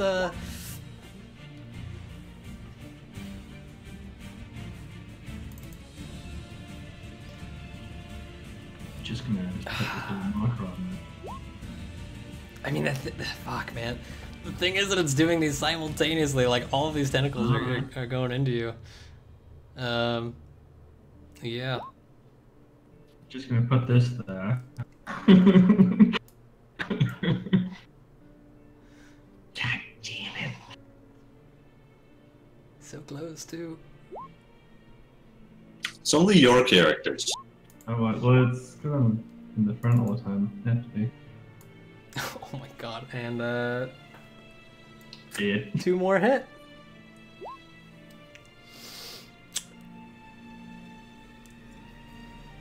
Still got one left, man. Still got one left. You can overkill. No, one of them was severed. He only has 4. Oh, there we go. Yeah, the magic missile. I don't one. Lachille, as you pull yourself back on there, you watch as this thing just 4 of these tentacles just slamming into Erdeth, nearly tearing him apart as he topples to the ground, and this large shelled creature just starts moving forwards towards you. I think it's nice. Is that 10 feet of movement? Yeah, it is. I'm gonna get you. Oh man, you are so lucky that he attacked me. Like, if... God, that'd be the shield then as well. Oh, that would be both. Hobble.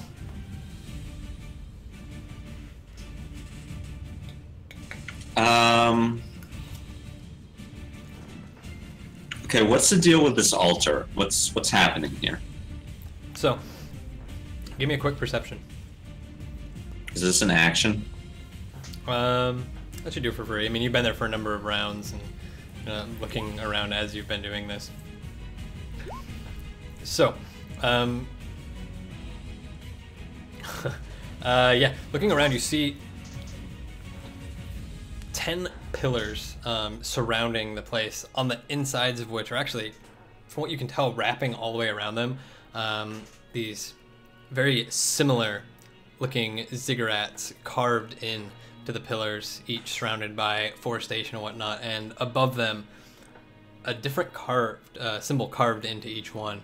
You see a ziggurat with what looks to be a simple circle atop it, another ziggurat with a square atop it, one with a sort of circle and crescent over top it, and so on and so forth among all of them. And in the center, along this altar, which is still wreathing with these tentacles, this what looks to be a ziggurat model, sort of carved from solid sapphire or something of that nature. Oh god. Sorry, I think I just choked on spaghetti slivers. I'm good though. And yeah, this thing in the center carved out of sapphire, and you see what looks to be markings around the bottom of it, also sort of carved in. Does it appear to be attached to the altar? It's hard to tell, especially with these things just swinging back and forth.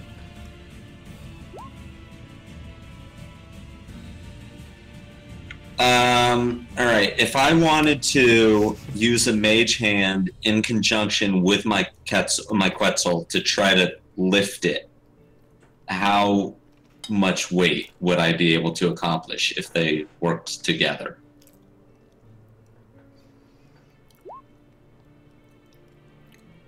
What's the strength of the Quetzal? -3. So nothing. Pretty low. And how much can the mage hand lift? 10 pounds. And Quetzal's not going to get that much more. And I'm assuming a massive carved block of sapphire is quite heavy. I don't know how big it is. It's pretty big. I mean, it is easily the size of your head, if not a little bigger. Yeah, but I'm a gnome. We have small heads. Lachille's head. Fur weight included.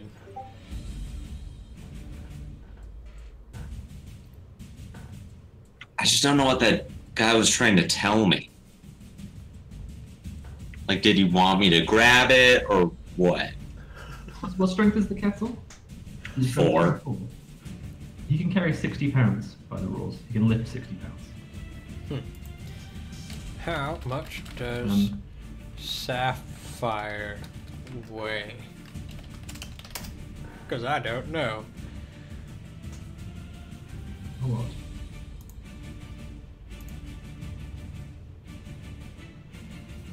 I'm only gonna find it in carrots. That's not gonna work. Comparable to glass.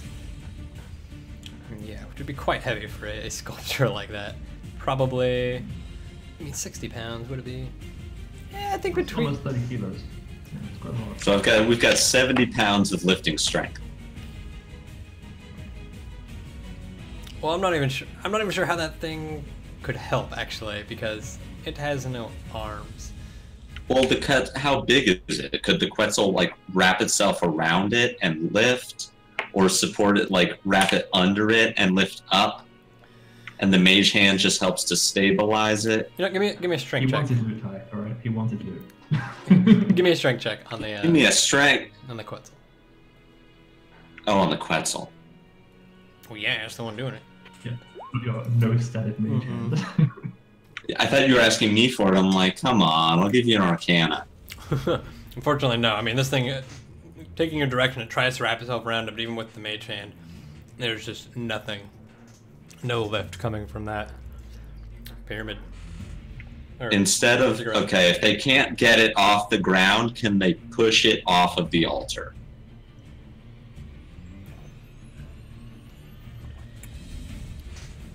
With that roll, no.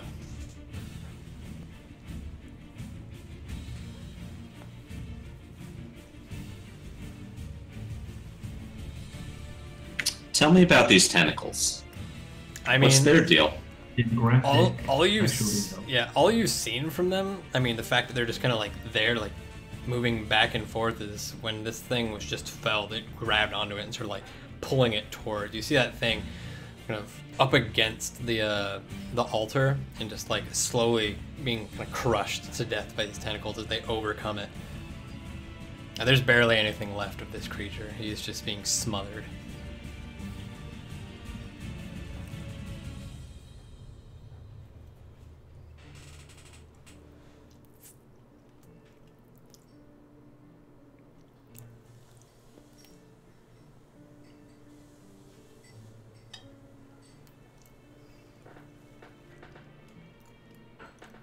He really wants it. He wants that ruby.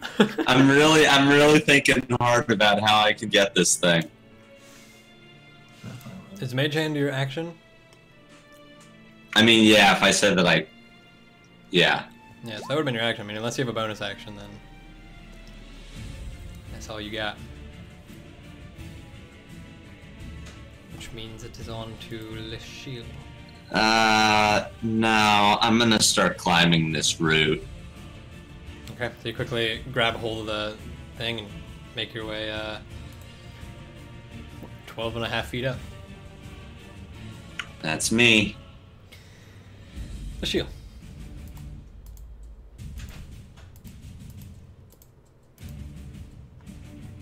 Do I have to roll like a wisdom save because it got closer to me?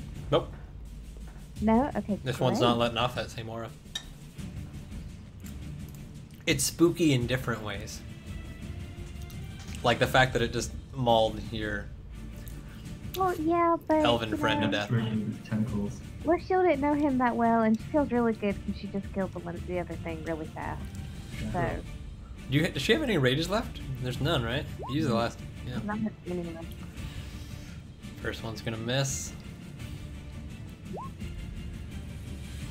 Only with that crit. 7, but you got Divine Fury on that.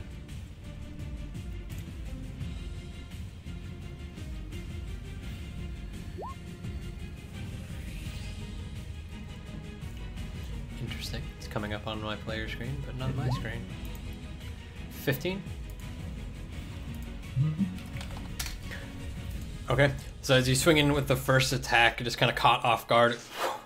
Completely misses, but as you come back with the second one, you manage to cleave straight into this carapace, which just you manage to almost entirely go through.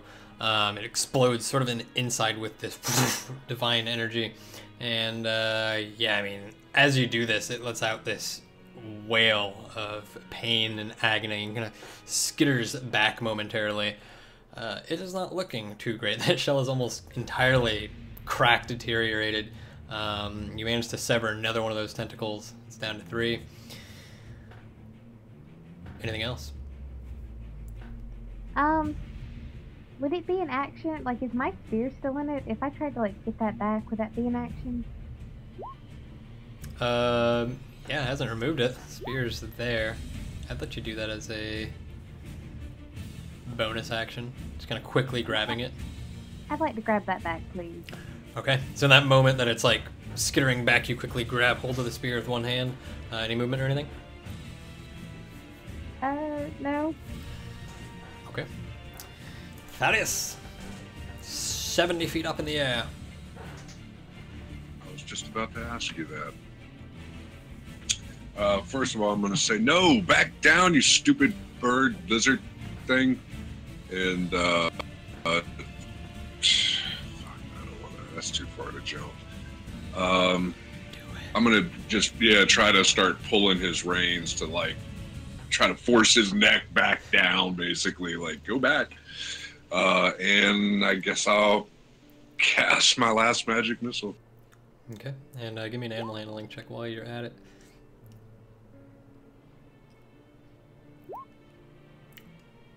I'm the master! Fucking beast master, boy. Got bears and shit running around. As this thing, I mean, it's moving straight up, you yank hard on those reins, enough to where, like, it lets out a kind of shrill screech and just innately turns back around. In that moment, you just pop off this secondary flurry of missiles. That is another 12, 19 damage. Yeah. And, yeah, as you kind of turn it full way around, you watch the missiles shattering the entirety of this shell. You see the tentacles above this thing flailing about rapidly, and one leg suddenly just buckles underneath it as it kind of collapses to the ground. Another leg getting pulled underneath as it topples over right in front of the shield. The entirety of the shell bursts in this sort of black, flaming, I mean, it's grotesque, putrid thing. He's dead. Nice. And just, ha-ha, yes!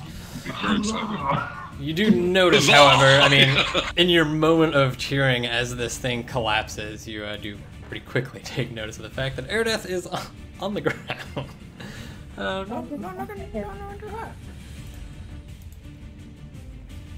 I cheer slightly less.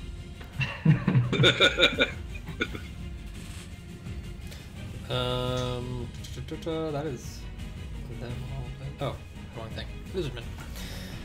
Yeah, I mean, he's continuing to pull his way up, looking down at you hobble, like, just probably like, what, 10 feet beneath him. He just looks past you onto the altar, and you see this look about his face, seeing you basically moving up with nothing, and he sort of just launches himself off the rope and falls past you onto the ground. Good, let him fucking do it.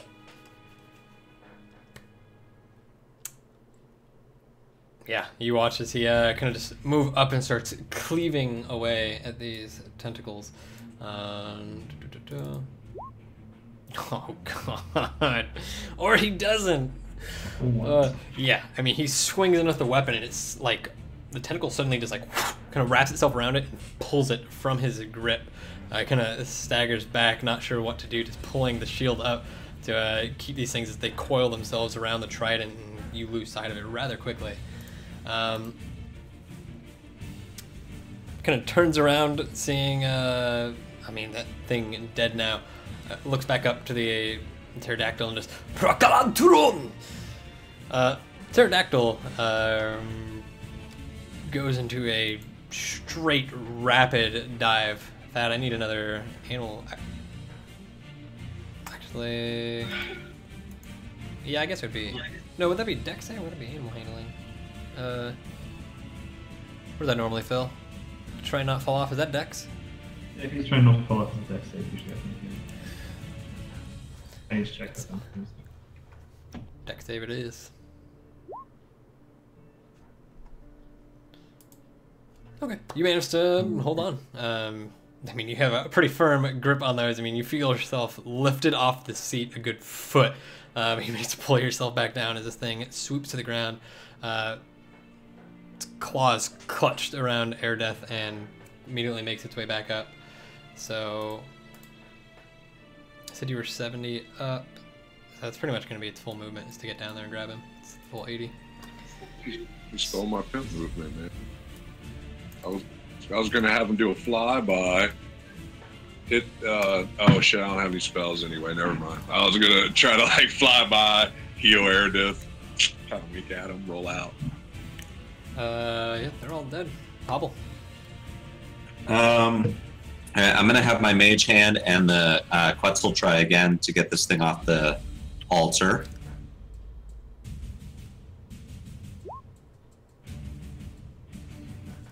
What did they try, man? It coils around it. I mean, it's just a weird thing to coil around. It's so jagged and square, and it's really hard for him to get a grip, even as the hand sort of just ethereally moves underneath it and tries to add some sort of extra force to it. There's no shift in the movement. And then I am going to... Is it an action to command my mage hand? Let's take a look. I don't know. Yes, you can use your action to control the hand. So you only have a bonus action. Okay, so I'm gonna keep chilling on the vine then. Okay. Lachille? Do I see all these attempts to get the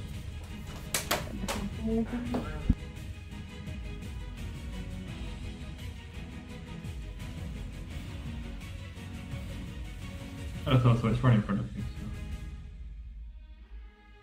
So. Okay, sorry. Yeah, I mean, as you look around, you can very clearly see that the Quetzal like coiled around it, trying to get some sort of leverage, but unable to do so.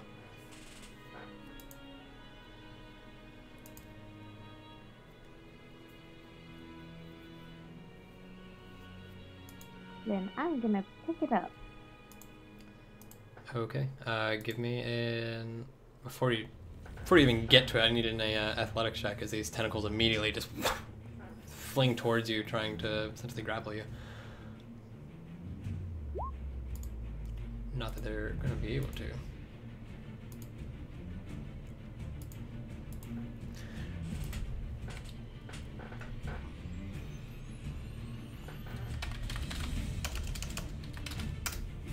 Nope. So you come running up, you just cleaving through them with the weapon, stopping them before they can have a chance to get at you. I'm assuming you can carry a fuck ton. You strength 18, what is that? That's going to be like 540 pounds. Yeah, so you can lead through these, and as the Quetzal's coiled around it, you kind of push it off and just grab that thing, and it's heavier than you expect, but as you kind of pull it up, I mean, you see it's kind of, it's so old, and it's probably been here for so long that it's kind of crusted along the edges where it meets the stone, but once you kind of pry it off, you tuck it under arm with sort of ease. I mean, it's heavy, but you're able to do it. Okay, is this all we need? Can we leave now? Sounds like it. And I think you have plenty of movement left. Yeah, that was 15. Action to grab that. What are you doing? Rest of your movement. Yeah, I'm gonna start leaving. I'm not sticking around here anymore.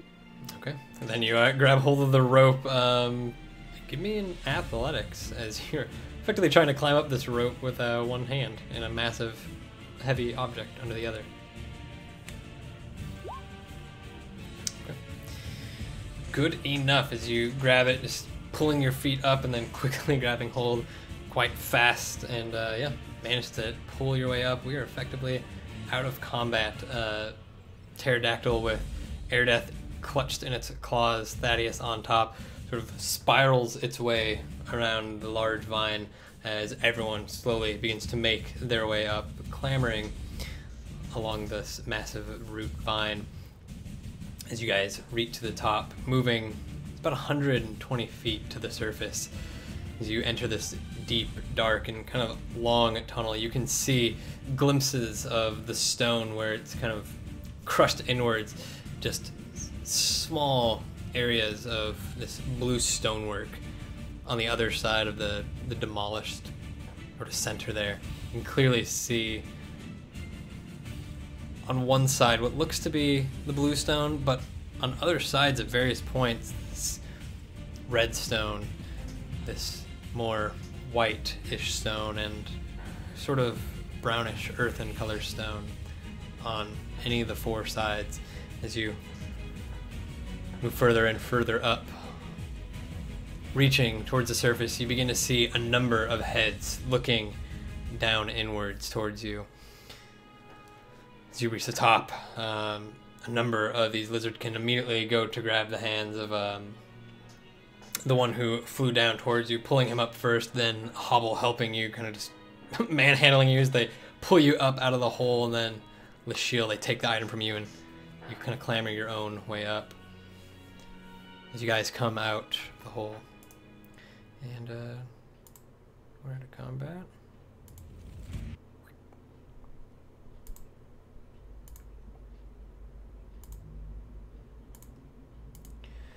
So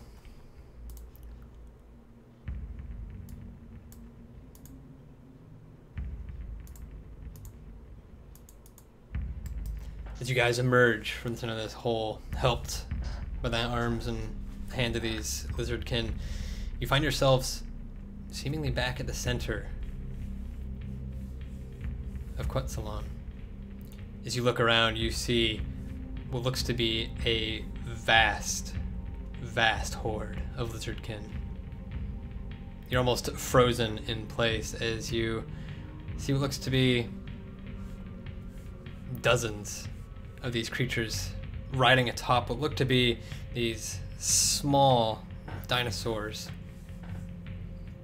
Sort of cavalry of sorts almost.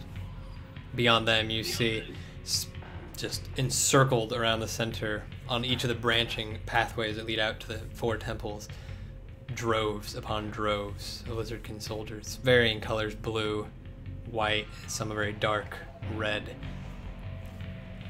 You see beyond them kind of moseying about the trees and some circling overhead. Look to be 6 in total of these pterodon creatures, pterodactyls. And as you emerge and catch your breath and take this all in, you see the crowd kind of part. And Crocoro Khan, using his staff to leverage his movement, pushes his way to the center, to the opening around you guys. You see a number of the lizardkin immediately get to their knees, or bowing their heads, and he's Thraklan! They all get back up, and he sort of waves them off, or waves the action off. Makes eye contact with each of you. Thraklan, Tiron.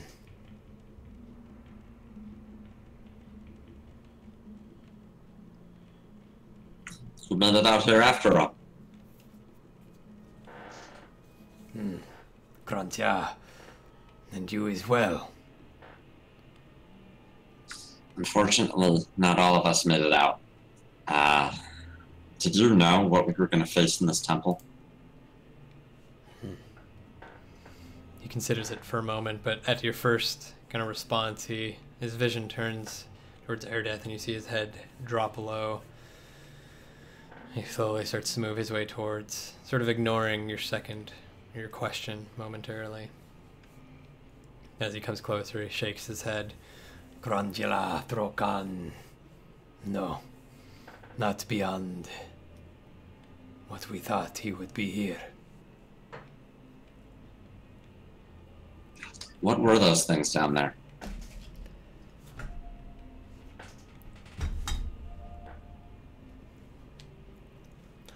I got spaghetti on my notebook. I'm sorry. I'm upset. I don't even know what happened. It's just fucking spaghetti happened, man. No, it's not okay, Earl. No, I didn't say it was okay. I said the fucking spaghetti happened. Fucking spaghetti happened. So, You see him again, sort of ignoring your question momentarily, slowly struggling with just his ailed body, kind of kneeling down beside Erdeth and placing a shaky hand just hovering above it. And he lets out this.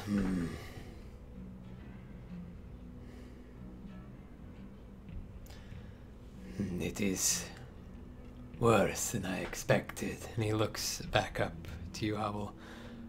Grontialan.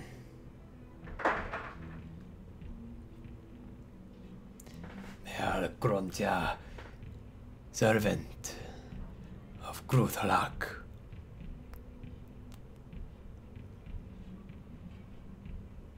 Which Gruthalak? It's one of the elder gods. One of 6.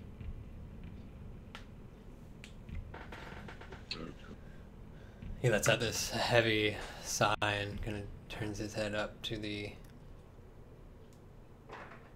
sky, and it's almost eerily quiet. Only really the cool breeze passing through the temple city. This whispering sound, not even the chirping of birds or the shuffling of trees penetrate the silence.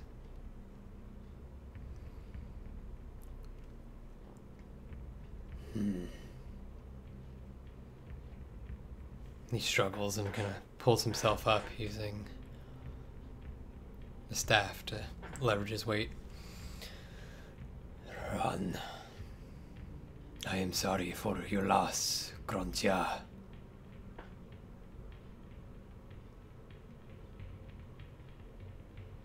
I think he'd appreciate it if it wasn't in vain. What's Throkon planning to do, and how can we stop him?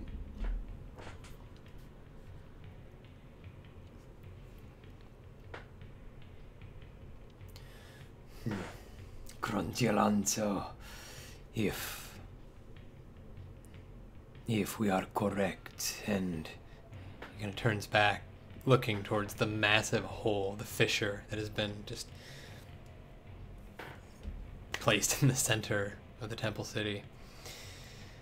And I believe, Grontia, that we are. Then I fear the worst.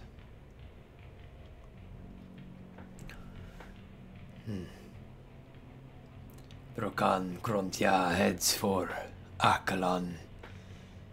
He has Grontiala, the true location.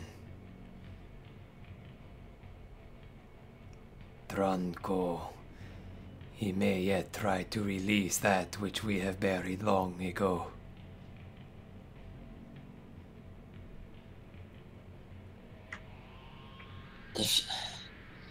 You didn't know he was trying to release one of these old gods. Why did the rest of the Lizardkin follow him? And is the reason they've sided with you now that they found out his intentions? Before he even has a chance to respond, the lizardman that was down in the dungeon with you suddenly breaks out from the crowd and just they follow blind.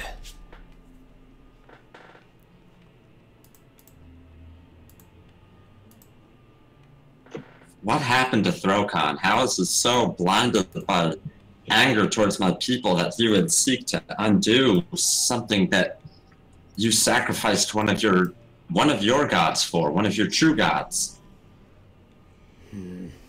We saw the murals. A wind serpent died to seal those and to seal Gruthalak.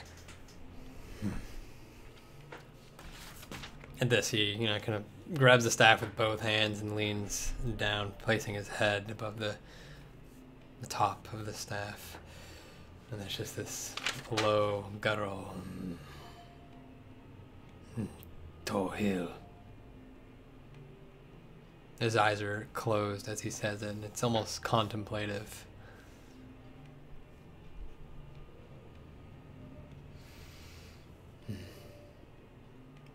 I do not know, Gransho.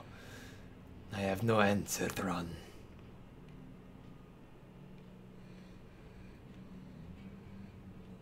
But it Kranchula cannot be allowed.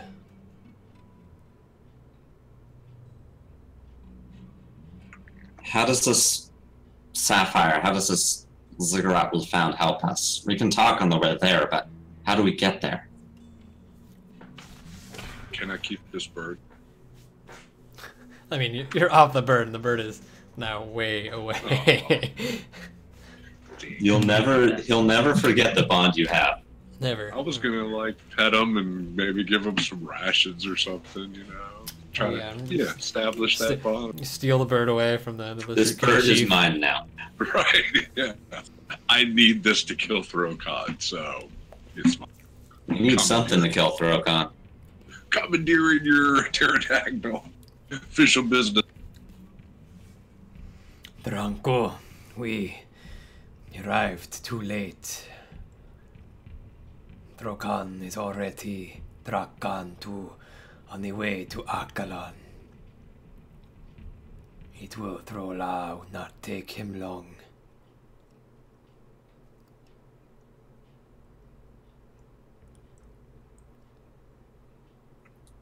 Is Kingsport the first place he'll go? Can we intercept him?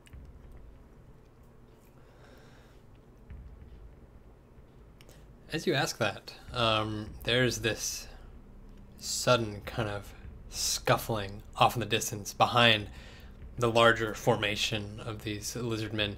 You hear this distant speaking of their language, and then suddenly the crowd parts, and you see another lizardkin that's very similarly clad to the one that was helping you down below, this ornate gold armor. Comes stumbling through. He's got a large sort of like halberd in his hand and a shield on the other. He turns to the one that was helping you, and they exchange a series of words that you unfortunately don't understand. The one that helping you suddenly turns around and Krancia, ni Drokan's army prepares. No, Dralakan, they will not fight your people first, they will fight ours.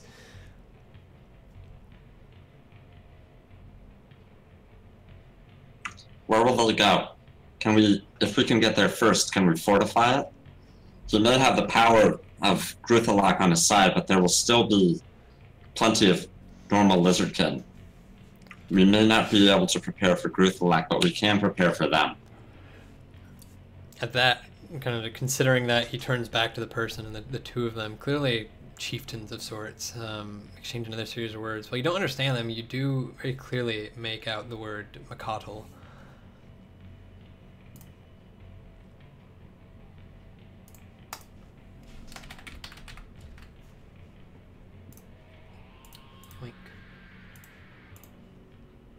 That really tiny word up there at the top of the pyramid. It's a small city. Just a small city. That's not the first time you've heard that, though. Or rather, not the first time you've seen it. Thad wouldn't know, but Hobble would. I know, I'm reading through my notes to see if I wrote it down.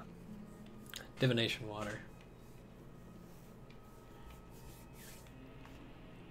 Didn't the spirit guard mention that to me? Nope. He said Gruthalak. The only thing it said was Gruthalak. Okay. This is what. But you also forgot. Oh, damn. Okay. I'm gonna look at Krokrakan while they're talking and said, I saw this in the temple. An army of lizardkins standing at Makatl. That's where we'll have to fight him. Whatever power exists in the temple, not the ancient one, your temple.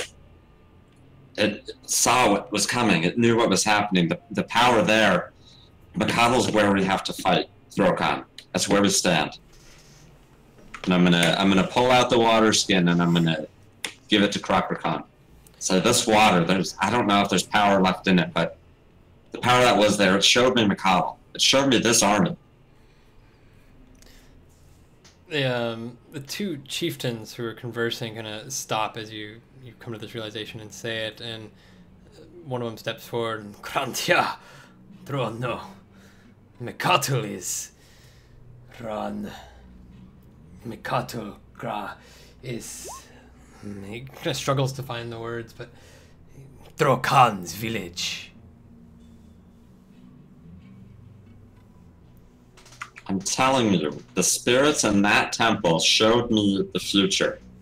And that future happens at Mekatl. This army is at Mekatl. Run. They kind of go back to their discussion, but Krokrokan takes a few steps closer towards you. Thralakan, yeah. It may be so, but... If Drokan Krontia is allowed to succeed in Akalan, Trolatsa, it will not matter. We cannot deal with... And he simply, like, looks back towards that massive fissure.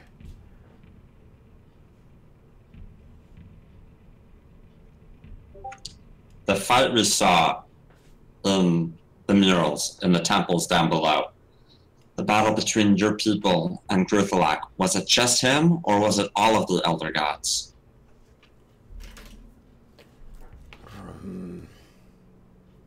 It is a long, Tracia, forgotten history, but one best forgotten, Krontia. He is alone, Trolacia, in Akalan. We can't get to Akalan. We can't stop him before he obtains this power.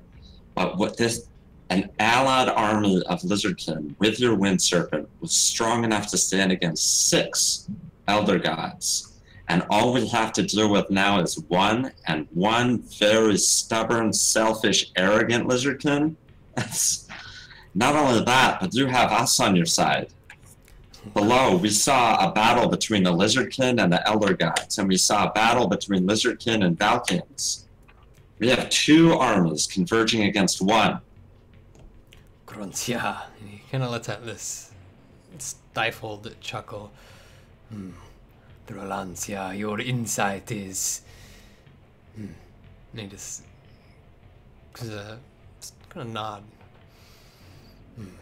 But no, Trantia, when we fight before, it was with all of Felheim behind us. And as he says Felheim, he kind of like gives you this look. He's not sure if that was the right word, you gather, but he's heard you guys use that term before, which is why he chooses to. I know what he's. I know what he's talking about. Rastuf. He kind of stops for a moment, and in that pause, the 2 chieftains kind of make their way up. Trankalan! No, our army, Trantian. It kind of points to the surrounding force that's gathered. We head for Makatul, Trakan. You, Trojja. You've best Trokan before, Ratya? He kind of just like nods to you, like questioningly. I'm gonna look over to Lashiel, who is still holding Throkan's sword, and said, "Yeah, we've handled him." Before the chieftain even had a chance to suggest it, Krokrokan kind of puts an arm up and No, that is too much to ask. Tratjalon, you have done so much already. If Throkan makes it through your people, he's coming for mine next. As much as we would both wish to avoid it, this is both of our war now. My people may never know what happened between all of us, but we're fighting to protect them too. Run. There is Trakan. No way that this army can reach Akalan in time.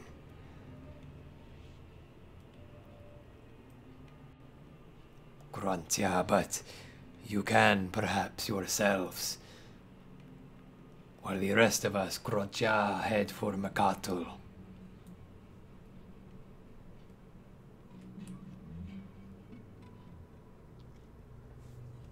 Khan kind of turns to the chieftain, makes a few stifled movements over, and Tlotek. you quickly realizes that figure's name, the one that was helping you below. Does this Kroncha, can it be done? The figure, Tlotek, darts his attention towards you guys and sort of squares up. You see him pursing some sort of snappy response, but he eventually relents and Kroncha, Throkan, yes, I suppose.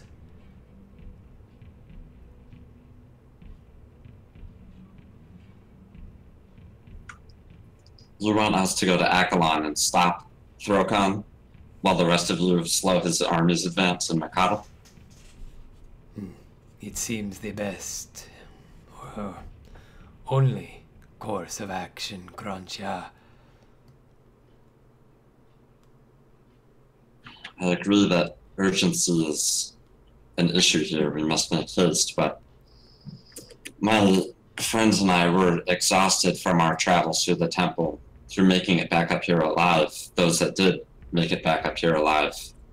If we rush to Akalon, we will fall to Throkan before we can halt his advance even a little.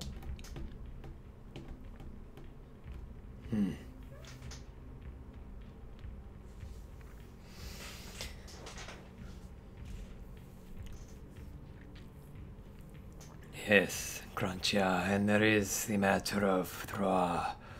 and he just slowly, his vision drifts towards the body of Erdeth.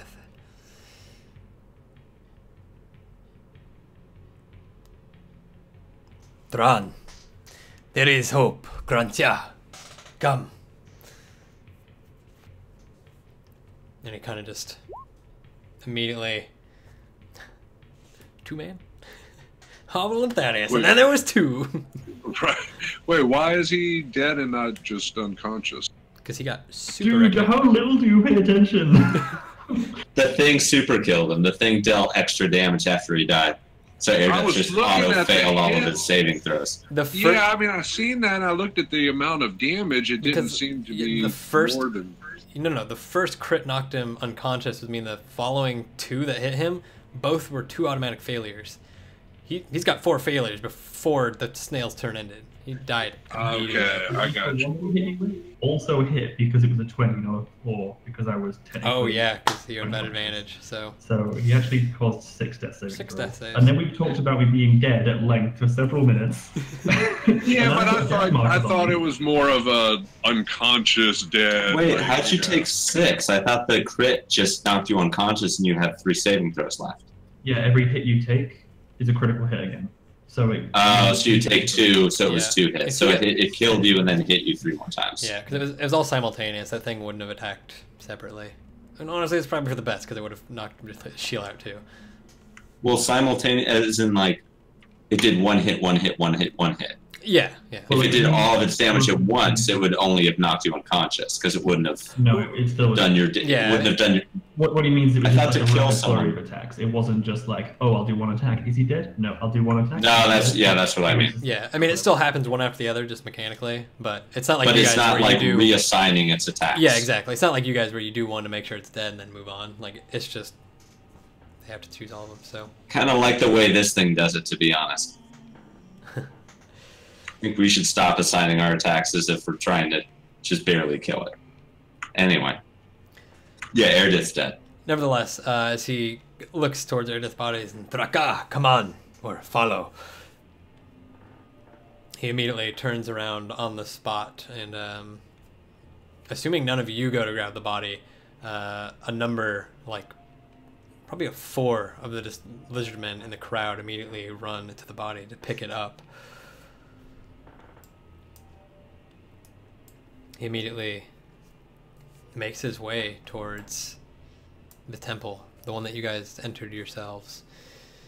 It's a long, kind of winding road and becomes a rather lengthy procession as the entirety of this army seems to trail behind you guys. You guys following behind Krokro Khan, the 2 chiefs behind you. and the rest of them all just in a parade behind as you guys come to the large square surrounding the temple of Kukul Khan. They bring the body up the stairs, sort of to this area here. If that showed up, that is. Didn't for me. What is happening with my map right now? Doesn't matter, it's just an image. As they do, the rest of the crowd sort of just stop and gather inside the large square area on the bottom here. They place the body down on what is effectively an altar at the top of the stairs. As really the chieftains and the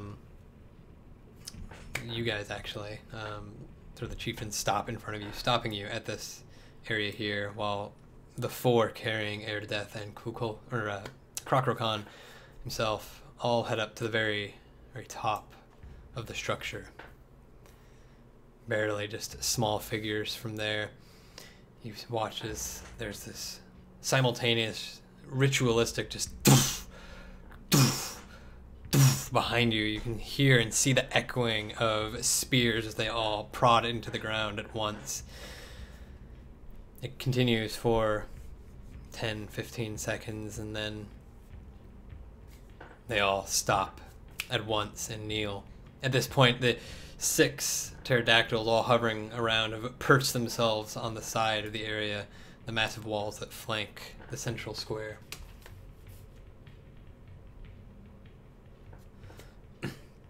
As everything becomes silent, you hear this very muffled, distant voice of Krokro Khan, Tronka Lasya, Troncharakan, and it echoes throughout the entirety of this sort of pseudo-amphitheater that has been made down below.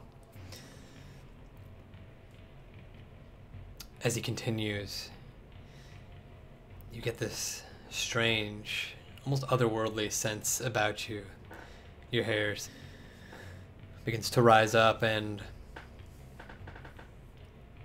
for a moment, as your heads are kind of locked down at the ground, following the same sort of motions as all the other lizardmen and the things that they're doing in this instance, your vision is turned upwards as the large shadow. The large, that's what Erdith needs, is true love's kiss. As you stared looking towards the ground, you suddenly see the shadow of this long, winding serpent. You look up to only see the vague, greenish blue, sort of teal scaling of a figure moving above through the clouds. There's a sudden as something, lightning, but pure white and with an aura around it, slams hard into the top of the ziggurat where the altar is, where everything is ongoing, followed by a second. It echoes and the chanting stops.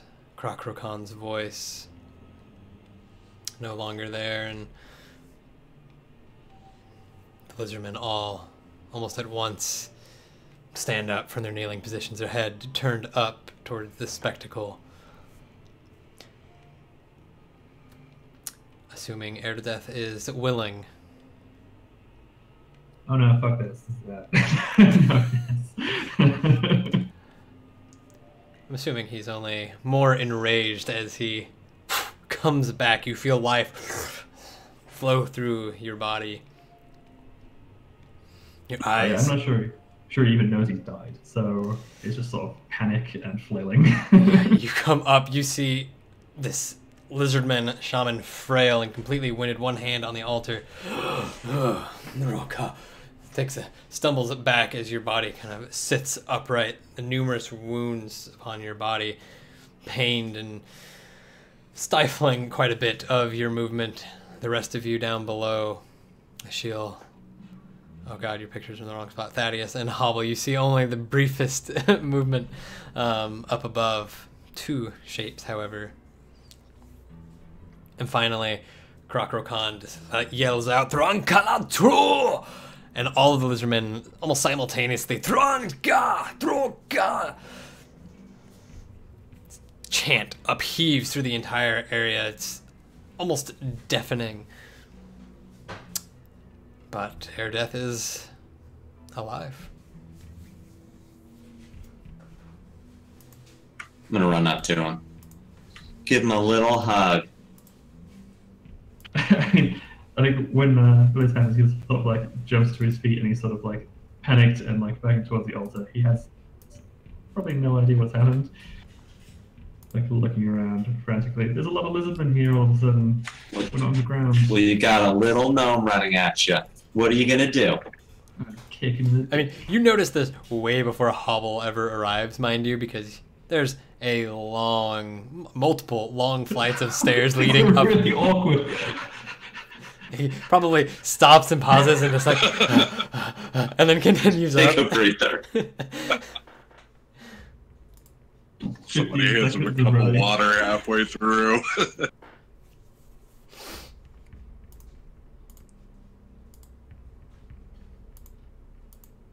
You died. Huh? You died in the cavern below. Krokrokan just brought you back. So he's like looking down, expecting probably the massive holes in my terribly damaged armor.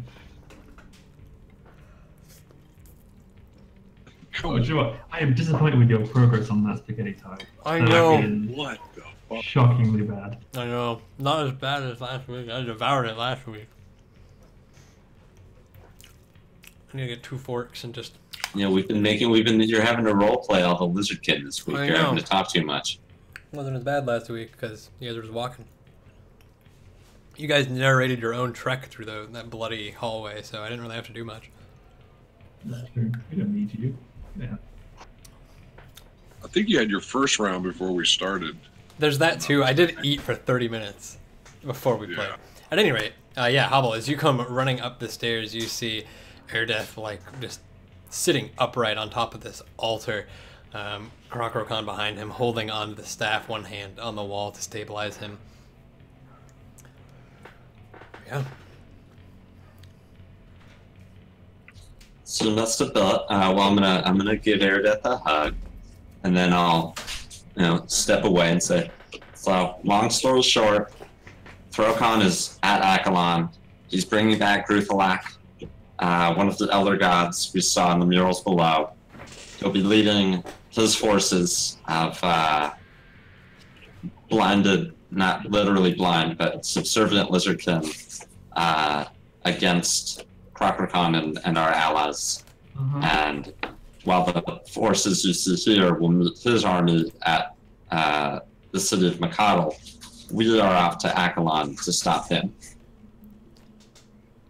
Yeah, I don't feel so good. Neither do any of us, so... Yeah, I mean, you just woken up from the brink of death, and Hobble's just like, and this happened, and that happened, and this is what we're doing, and that's where we're going, and this is who it is, and that's who that is, and you're just like... I just picture every gnome as being super excitable. Yeah. But he just like turns to the side of the altar, it's just like vomit. Bloody vomit. Ew. I'll reach into my pack. I'll reach into my pack and give you my healing potion. Yeah, it's like a double hand, like just chug of that, I think. It's getting too big. Also, which healing spell do I need to do? How long have you been dead for? More than a minute, so you need to use Raise Dead. So I've already put my -4 penalty to every roll on here. That's not good. Not good in a time constraint. Max for my chug though. Nice. As you take the potion and kind of recompose yourself after hurling over the side of the altar, Krokrokan lets out a subdued chuckle. Bronkasira, it seems you've done something right. And he kind of just looks up. It is A surprising day when Kukol Khan. Well, he just kind of nods in your direction.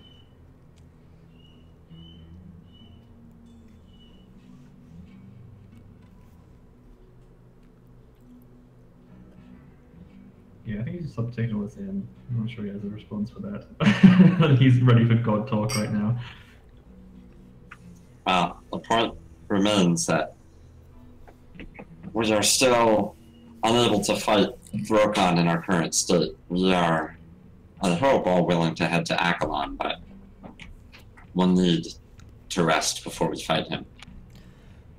If speed is of the essence, perhaps we could borrow one of your pterodactyls.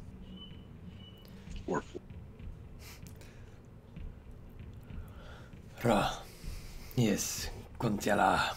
The army will need to prepare as well. Rosia, we will rest here tonight. And then we finish Krontia what Rokan has started.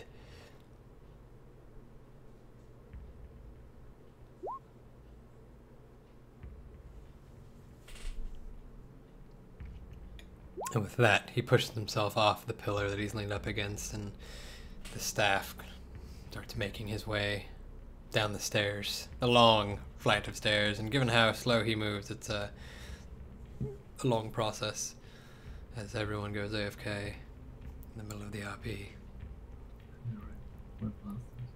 Bastards. He's Plural. got to check on those meats. That's what's happening.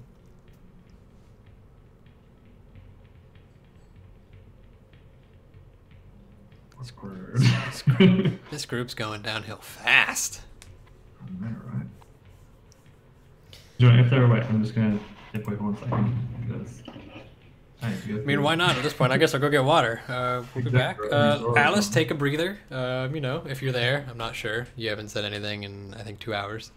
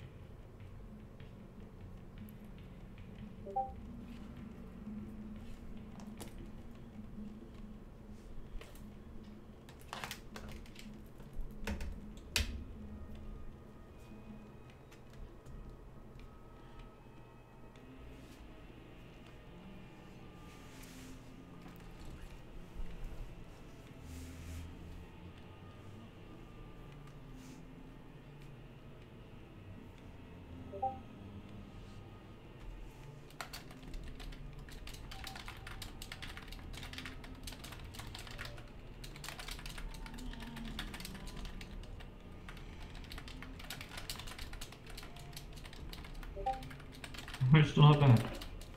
Apparently not.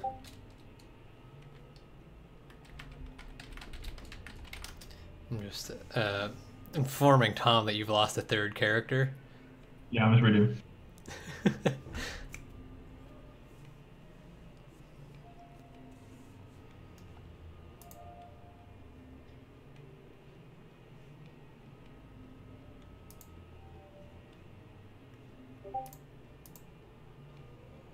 The scary thing is as well, I soaked 60 damage and 10 hit points during this dungeon. That's enough to kill 2 other party members. Yep. That is also like my new favorite creature. That's a great little creature. Which one, the skittery little ones or the snail? both. That's pretty good. Yeah, man.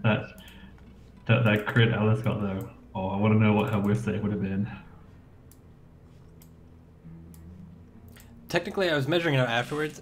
Well, yeah, I mean, I don't know, because then she would have been, well, it's kind of underwater, but then had it been underwater, she would have been disadvantaged, so. Yeah, who knows? It's all good, doesn't matter. If Alice is still here, she could roll a wisdom save real quick just for shits and giggles.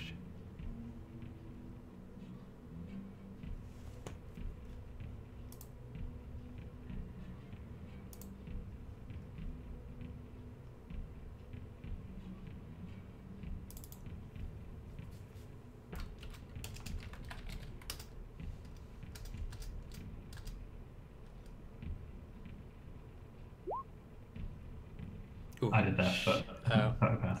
Would have passed. Yeah, both of those were out of Volos too. Spicy. Really? Yep.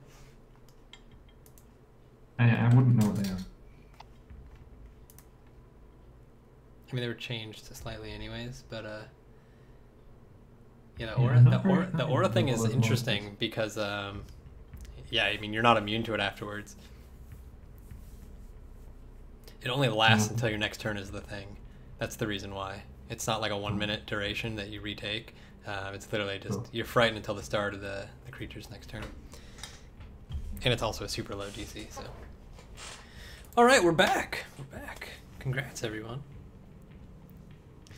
Hey, what's up, guys? Are we ready to play some Dungeons and Dragons? Maybe. Yeah. So. Leave in the middle of our you little bastards. Listen, I left at a good time. Fucking We were well wrapping done. up. We just brought you back to life.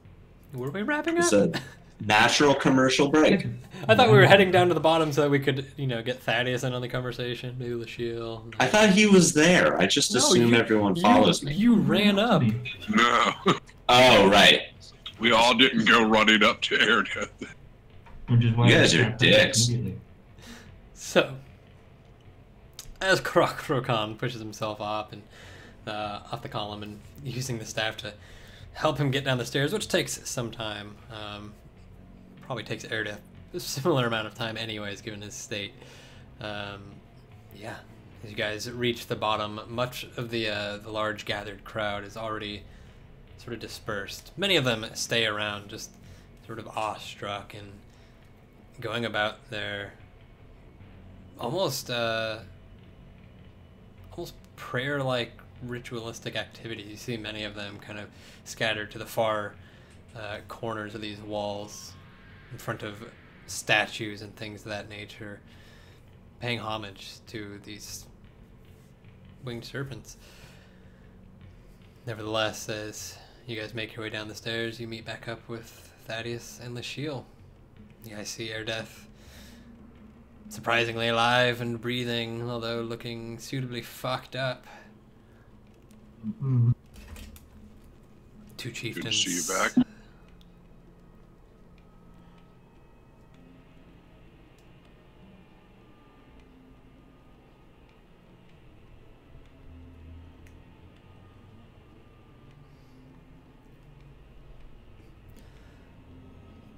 So we are to stay for the night then, Krancha, and then tomorrow we leave.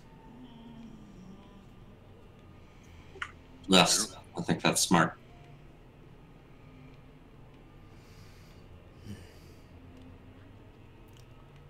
That he kind of looking around as you guys are still kind of up on this ledge here. You would have noticed already, but Krokron looks at them at this point, and you can see just off to the sides these rows of dead temple guard that have already been brought up and placed here. It is, Francia, a sad day. Drokan Kroncha will pay for what he has done.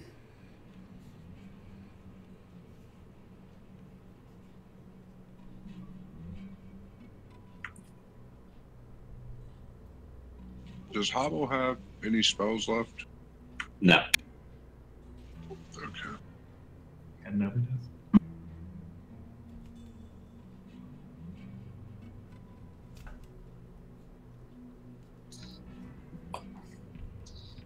Would Druthalak work with Throkon, or is he merely a puppet to them? Will he be used by them, or will he retain his own? Is he getting at anything out of this? I do not know, Grancio. It has been many, many years, Thracia, since an elder god has walked Gronyala in the land. I do not know the extent of their abilities.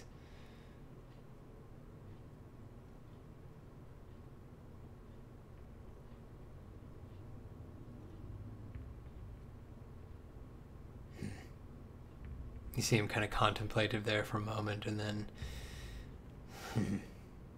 Strange.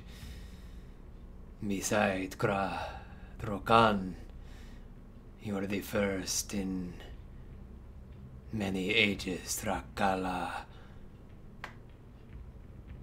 to walk those dungeons. There is history there, Drolatia, that not even I know.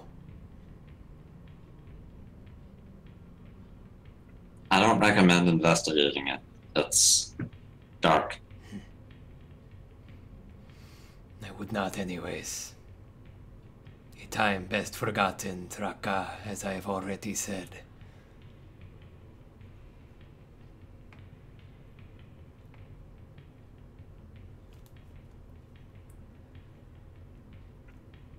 Indeed.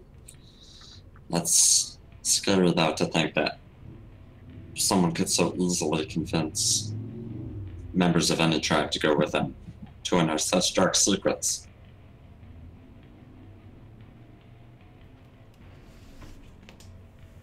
I don't doubt that my own people would not hesitate to go looking for such a thing. A shame.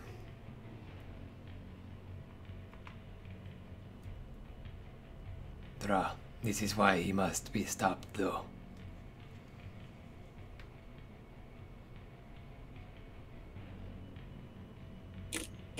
What would your people do to prepare for Throkon's armies? As you ask that, he starts to walk, and you guys kind of just follow alongside him as you descend down these last flight of stairs and make your way sort of towards the center of the makeshift encampment that they're already starting to build up for the night.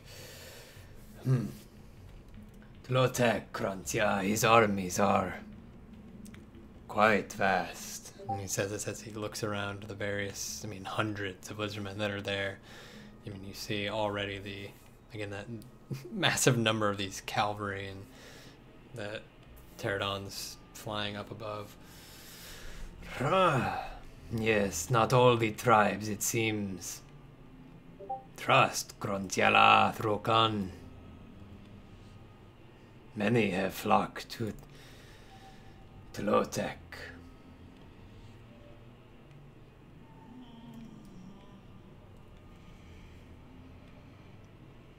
Then it shouldn't be such a difficult battle, assuming that we are successful in stopping Throkon. It will be difficult, but it is necessary. As much as Krantia, I hate to kill a brother.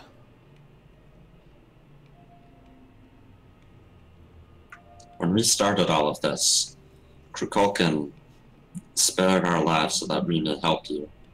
You said that between your cause and Throkon's, he was choosing to stay neutral.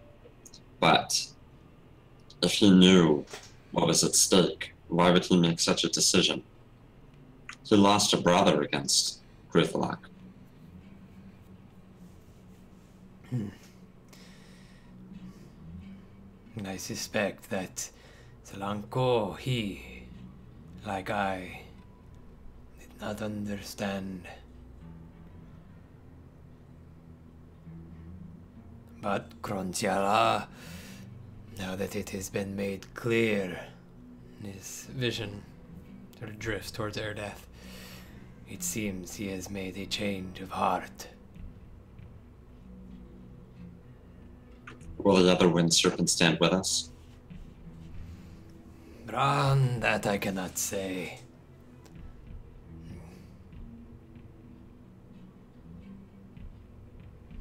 No doubt they will Krontia not support Drokan, but we cannot expect them to come to our aid at every whim.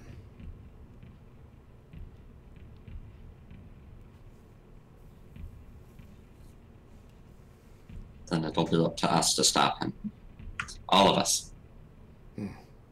He nods and, come, Thrall, Jarl. We must eat.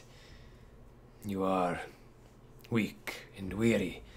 And he continues to move off towards a large bonfire that's been kind of constructed not in the center of the temple city, but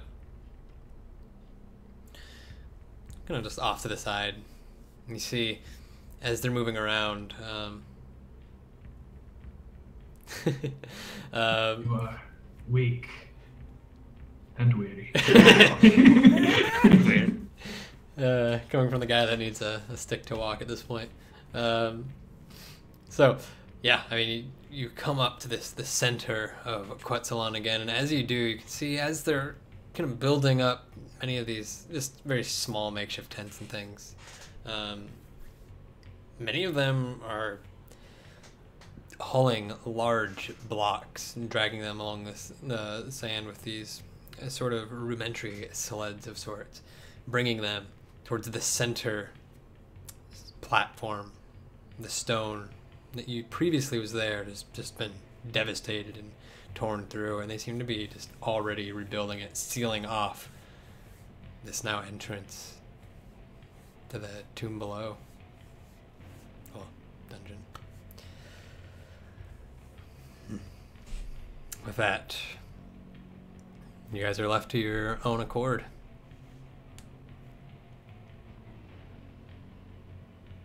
How are you feeling, Erdeath?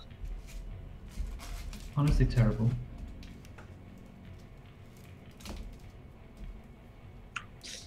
You know, you haven't known us for very long, and this is far more than you signed up for when you joined our group. If you were to return to Kingsport, I don't think any of us would hold it against you. Regardless of what some wind serpent thinks you were meant for, you will be weary going into this fight. The shield can attest to the effects of death on a person. We wouldn't hold it against you if you turned it back now. Honestly, Harper, I'm not sure I'm going to make it back to Kingsport like this. And as you said, this is all of our war, right? This isn't just theirs. Gonna have to fight sooner or later.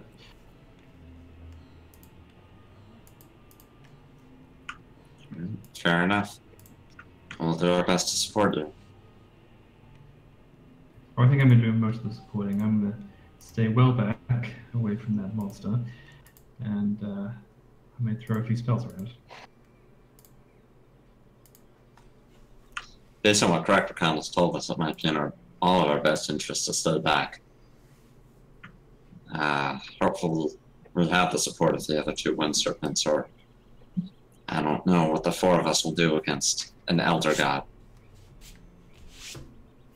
What I saw in those, what we all saw in that tomb, but what I saw in my visions was dark and disturbing.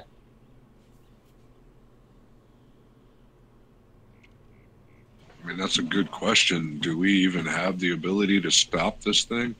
I mean, we could barely take out that mutated shell creature. And we lost a man to do it. We can speak with Crackercon about it, but if he believes us capable of stopping Throkon, then we have to try. Besides, I would give my life for Kingsport. Broken as it may be, it is our home.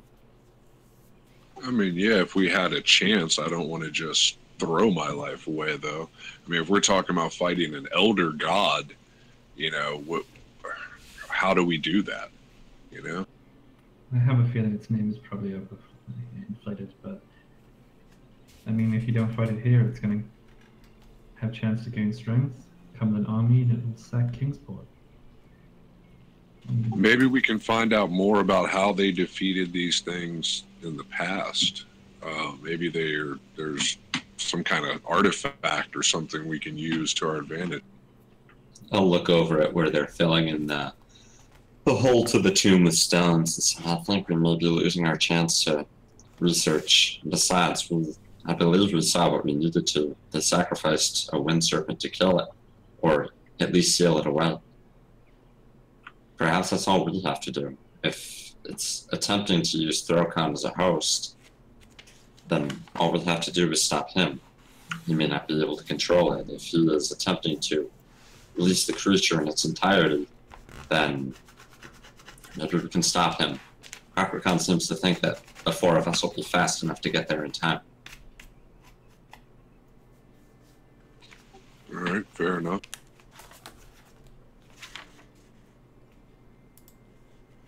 At the very least, I think all we need to do is slow it down. The fact that he's holding back and sending his armies ahead makes me think that he is selfish and seeking to gain power himself and will spread it to his allies. Maybe he still fancies himself a leader and wants to be their savior instead of letting Gryffalak do it.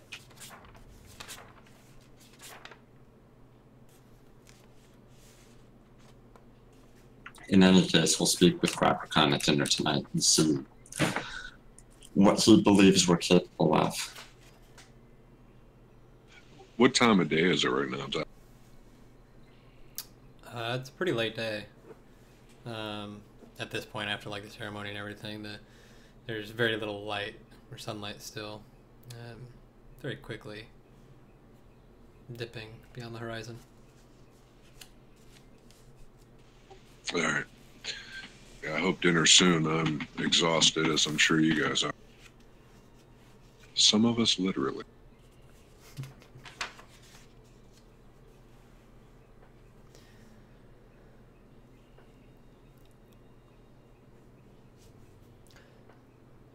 So, you guys kind of just, for the first time in what feels like an eternity, have a moment to actually rest and breathe.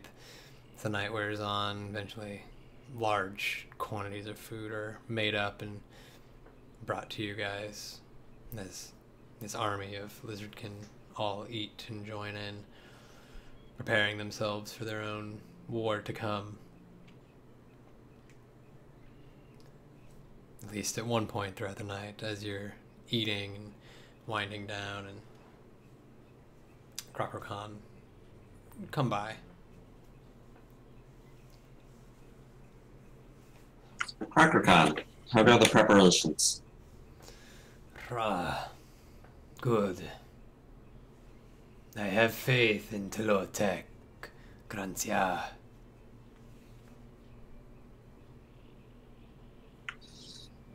What do you expect my friends and I will face in Akalon when we find Throkon? How do you expect us to defeat what all four of your wind serpents were not able to? It is a difficult question, Graz, but Telotek, he tell that. He looks over to the area where the hole is almost already finished being constructed. The patch over job. He speak of the Derlak and Mulaka that you have faced already.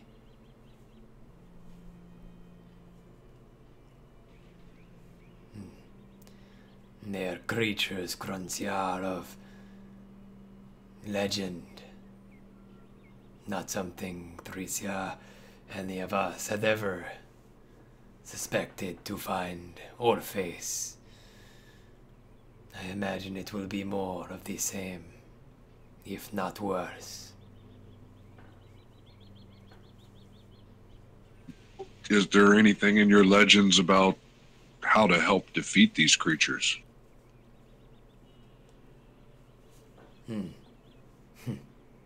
Yes, Grancia. Introkan has it. The trident. Of course.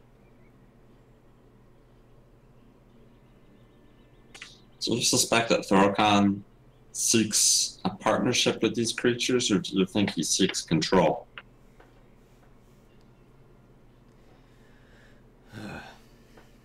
It is hard to say on behalf of him. Thorokhan is troubled by the bloodshed of his past.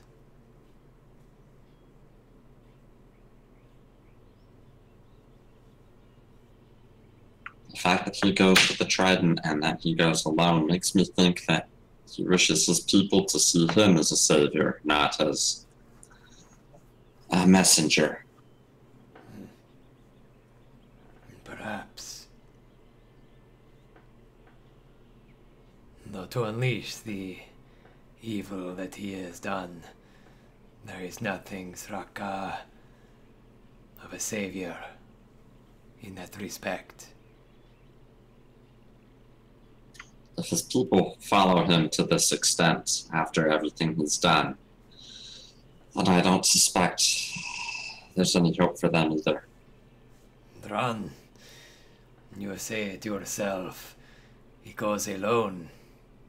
I question Grantia if they know. Will your people try to kill them or try to turn them? The less amount of bloodshed, the better. As I say, I do not wish to kill my brethren. But I will do what is necessary for the survival of all.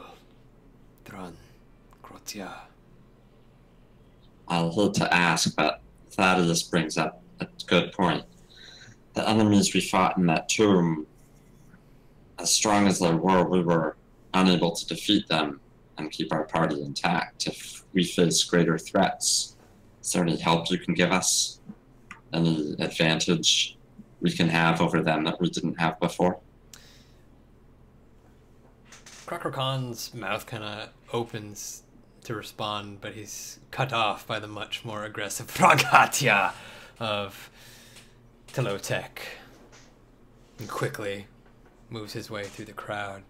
You see he's got a weapon, kind of large, jagged sword over his shoulder, and a shield in the other hand.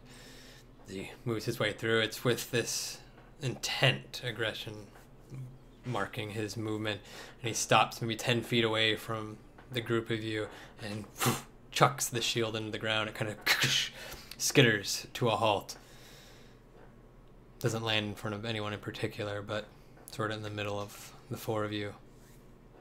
Drakanyoro haka. He just sort of nods to the weapon and you in general, no one in specific. Is anyone else here using a shield besides me? I'm currently using a shield. Whatever. But I'm also not sure Edith's even there. I'm pretty sure he would have fallen asleep because resurrection and death. Yeah, it makes sense. Well, in the middle of dinner, though? I don't know that he would have. You guys are in the middle of eating. I don't know that he would have fallen asleep yet. I mean, Thaddeus was ready to go to sleep before eating, so he was like, hurry up. So I could see him being fuck dinner. Well then, it is just the three of you with air death knocked out. I guess I'll pick up the shield and inspect it. As soon as you pick it up, he comes charging towards you with the weapon. Shit, I raised the shield. What the fuck is Hobble. Yeah, who's he charging at? Not the guy with the shield. Yeah, Thaddeus. I mean, whoever picked up the shield, which is Thaddeus, he just goes charging straight towards Thaddeus. Where is fucking weapon? Piece of shit. What do I do?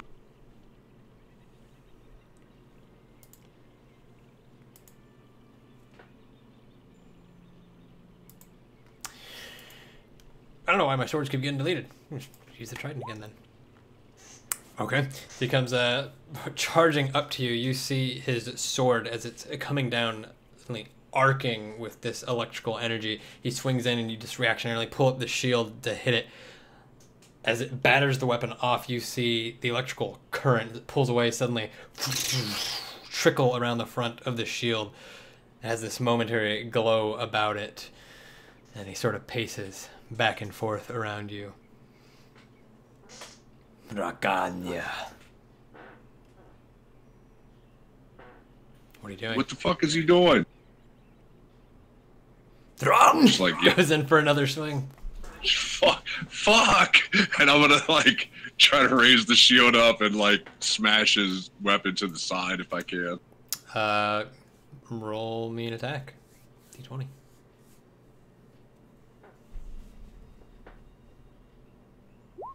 Am I adding? Well, whatever. Yeah, you would add your strength and all that, but unfortunately, that does not hit. And does he? He does, unfortunately. As you try to be a bit more Oh, he offensive. doesn't? No, he doesn't. Oh, you're 18? Yeah. Got it. Oh, yeah, duck. You have the shield. So you try to, like, go in a bit more offensive the time. You totally miss, but you manage to clip the weapon. It goes swinging in again, and once more you see the electrical energy just arc along the front of the shield as you kind of bounce off of each other. He's got this sneer across his face, these aggressive eyes. Drakalan. It's almost taunting, even without understanding what he's saying. He's clearly arms outstretched, waiting for you to do something more than stand there. Got him, Thaddeus. I don't know. I don't know if I would recognize if he's trying to, like, test me or if I'm still like, what the fuck? Give him the business. Oh, that's Alright, Matt Tone, right? You don't. Hearing, you know, Hobble, you know, back me up or whatever. Yeah, I'll go in for attack. I'll use my rapier. I'll pull that out and go after him.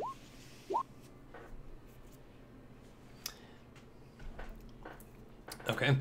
You come charging up, his hands outstretched, still taunting you. You manage to catch him in a moment where he looks kind of over his shoulder at the surrounding crowd of lizardmen. And you stab in with the rapier. You clip him along the side, and he's swinging. This time, as he swings in, though, he doesn't swing to attack you, but immediately just clips the rapier. It goes dashing away from your hand, skittering across the ground, leaving you again with just the shield. Shit. He quickly. What do you want? He quickly steps in front of the rapier, kind of placing one heavy clawed foot on top of it, and embedding it in the dirt so you can't get it.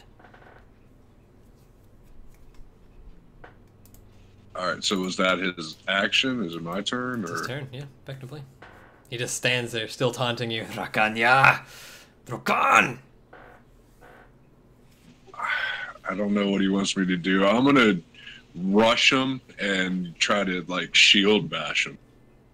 Roll me a d20. Do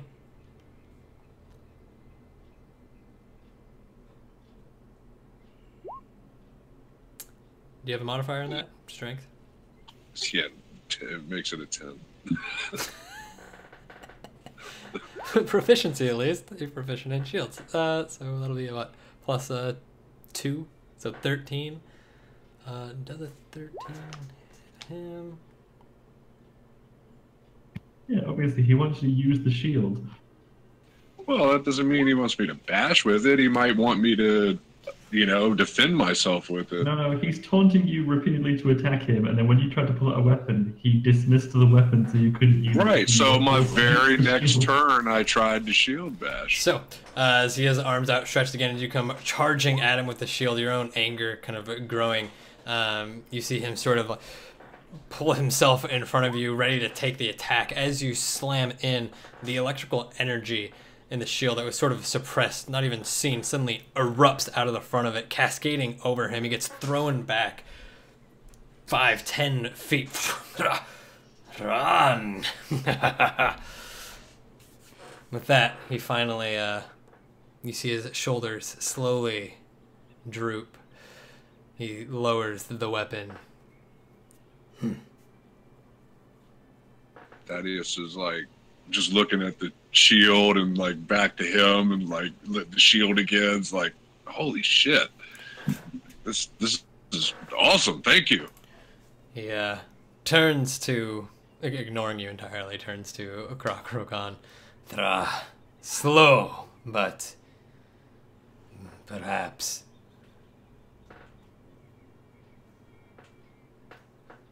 And he does in fact say that in common for you to hear. Legend. Preaching to the choir, buddy. We'll take what we can get. Thank you very much. That he kind of folds his arms as he gives you guys a sort of very shallow kind of nod or bow. We all Drakan want the same thing here. I hope for everybody's sake you succeed. And he darts his eyes at you, Thaddeus, and comes back up to full height and turns on the spot and makes his way off.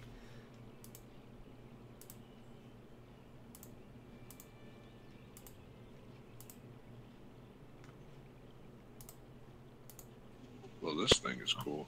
It's pretty dope.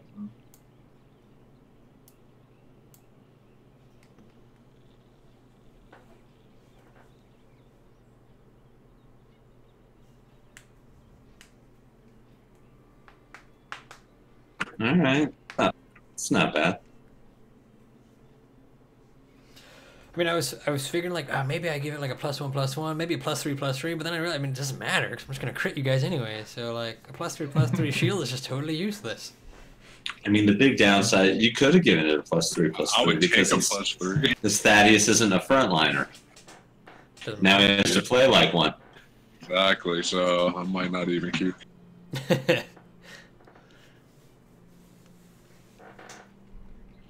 Probably be better with Erediff.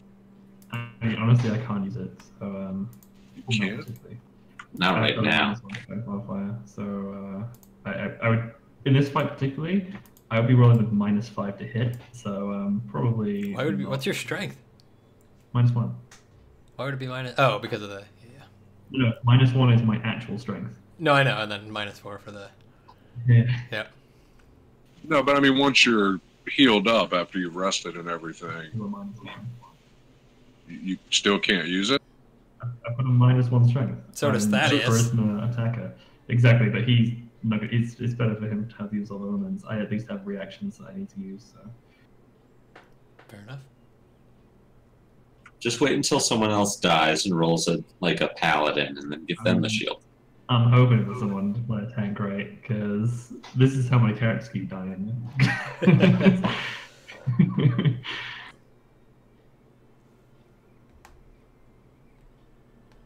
It's because you keep playing the novelty characters like the evasion tank. Get entirely 0 buffs from our cleric, so it's all down to my personal powers. As you guys kind of reconvene there, the three of you that are awake, perhaps. I still don't know what the shield's doing. I'm still not sure if Alice is there. Sleeping? And you never will. Never will. No, I knew she was. The AC is still 2 on this, right? Yeah, it's still regular. So, as you guys kind of reconvene, Krokrokan's. It is not the best, I suppose, Grantia, but it may help. Did you just trash talk Tech's fucking magical shield?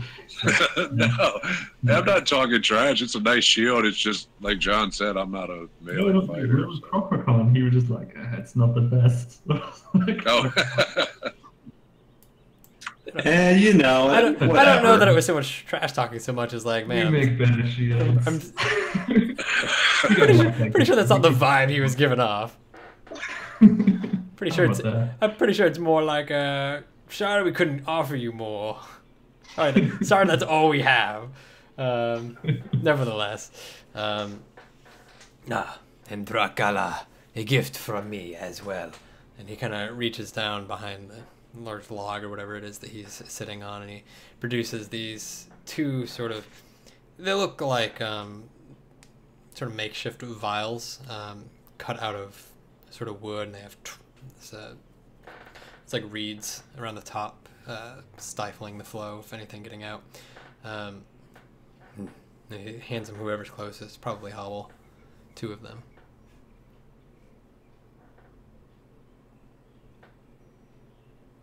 What are those? They are, Grantia, they aid in the healing of wounds, I drink both of them. That's not true. I don't do that.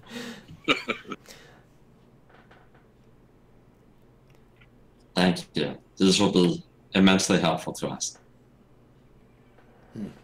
As you can see, our team members have an issue with dying.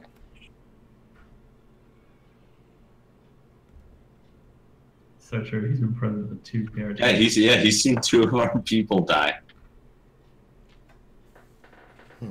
Freaking Croppercon is the worst luck. I was gonna say, you guys want to go dig up Sebastian real quick? Maybe we can go in with a 5-man group.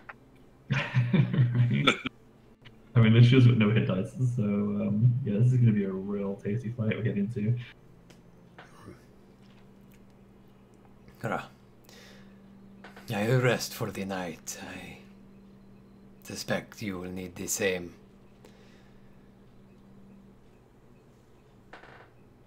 Indeed. Sleep well, Crockercon. We'll speak again in the morning. Daddy raises himself up. Those are effectively 2, I'm drawing a blank on which ones, but the 2nd level potions of healing. I think that's greater. Yeah, it's 2 greater potions of healing. 44 plus 4. I shouldn't hold on to these. I'll give one to Lachille and one to Thaddeus. It's a greater. Yeah. By the way, when I get up in the morning, I'm going to draw out my circle of healing as well. So any hit dice, you can add 4 hit points to it. Just each one, right? Each hit dice gets that? No, it's total extra. Oh, it's just an extra total. It's a d6 bonus. Oh, yeah, okay, I misread that. As long as you spend 1 hit dice, you'll get an extra 4. Okay. So you're getting 24 back. Everyone else go ahead and do your long rests. Unless there's anything else you want to do for the night. Yeah, I got some shit to do, but give me a... Alright, so we will not have the Quetzal for the next fight. Yeah, unfortunately. I'm going to resummon my familiar during the night. Okay.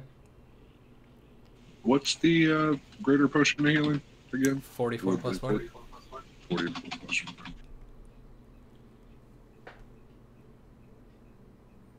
You can only spend 3 hit dice at a time? Half your maximum, yeah. Okay. That's like healing rules. I spend no hit dice.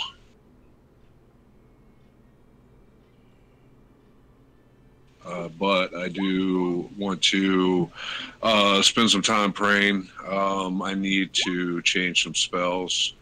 So that's going to take, like, I don't know, half an hour or less. And I want to thank the Raven Queen for showing wisdom to bringing Eredith back. And obviously he has a job that's unfinished. and that's it, really. Okay, so you go about your short rituals and prayers and recompose yourself, aligning yourself with the current situation that you're in, and then you head off for the night, get your long rest. Not sure if Alice is there, but if so, she gets her whatever hit dice she gets at the end. Yeah, just the 3 from a long rest, that's all she gets. Yeah, which is all she'll get anyway, so back down to 0 immediately. Yeah, that means none for short rests. I'm sure she's here, so I may just roll these. I haven't seen her button light up either, so I don't think she's trying to talk. Alright, well, 26 will be 30, so bring it to 35. Did we determine that tiny hut is a ritual? It is a ritual, yeah. Okay. That's why it's amazing.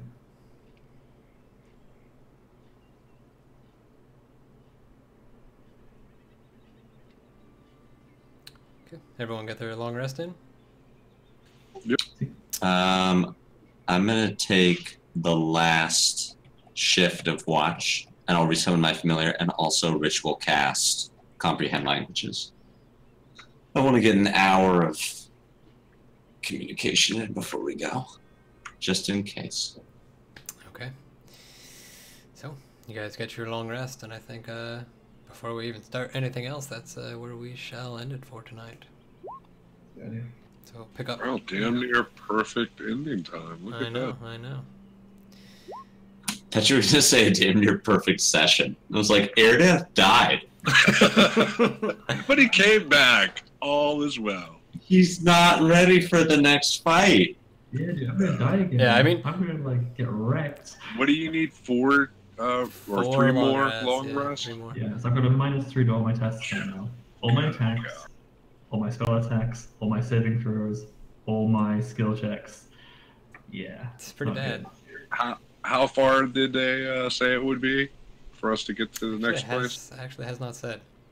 Okay. Well, let's hope it's like 3 days, so you can fucking rest that shit I off. mean, it's not gonna be. We need to hurry. Yeah, something tells me the impending Elder God revival makes me think that we're probably not going to have time to snag some sleep.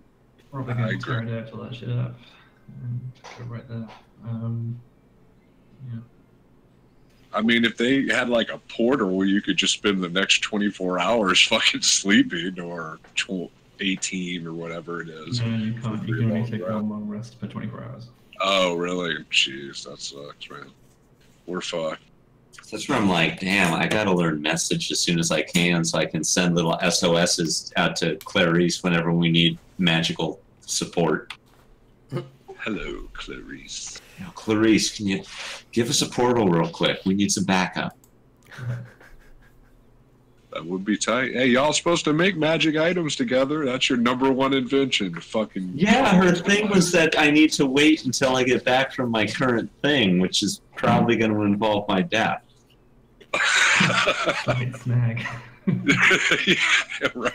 Yeah, I mean, it's gonna be great when we show up back in Kingsport, and she's like, "Oh my God, what happened to you?" And I'm like, "We killed an elder god. It's no big. Are you ready to work on magical stuff?" She's like, I killed the "Hey, elder. so I need a little more time. Money's a little tight too. Can I actually?" While you were have some gone, gold? I kind of met this other gnome magic user guy, and yeah. He makes me magic items. Alright, Clarice? Yeah, while you were gone, I met this other magic user. His name is Friend. Do you know him? He's great. A friend. That's funny. I wonder what he's doing. He died in the Dragon Wars. That's it. And the guy also I did. mean, sure, you probably never made it back to warn anyone. No, didn't you have him come in on the last session? Wasn't he like there in the big crowd at the end? I don't No, think that was so. Rain. Rain was there. I'm Yeah, pretty sure Rain Rain was never there. made it. Okay. Yeah, I forgot about Friend. He didn't matter. Yeah, Rain was actually don't- Rain was there in the battle, commanding like treants and shit. Right, right. I thought Friend might have been there too, but okay. Friend's going to be the boss of the eventual Blackbrook one-shot that we did. Would be fun. Blackbrook is under siege by a lich, and it turns out to be Friend. But he's also like the least competent lich. Right. There were some posts I saw on Reddit for like how an actual lich would behave that I loved. Which is just like, imagine every old person you've ever met, and then quadruple their age, and it's just like you kill a lich and you go through its pockets and it's got just hard candies and rubber band and string. That's fucking. It's so true. There was one guy I read who was doing a campaign where they were working for they were working to retrieve items created by a lich. They were like these just world-ending items, but in actuality, the items were like a shock collar that would only work on his pet, and this like grimoire of ancient, evil, unspeakable names that were just the names of his various grandchildren. Like it was just a total old person, but a lich. Right, that's fun.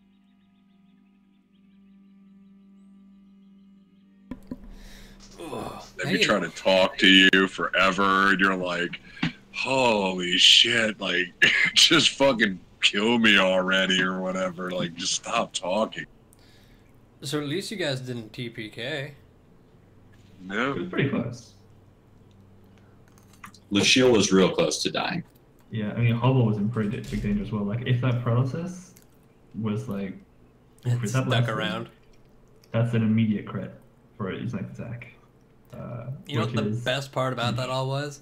Those fear aura things are only CR2, and that snail's only CR3.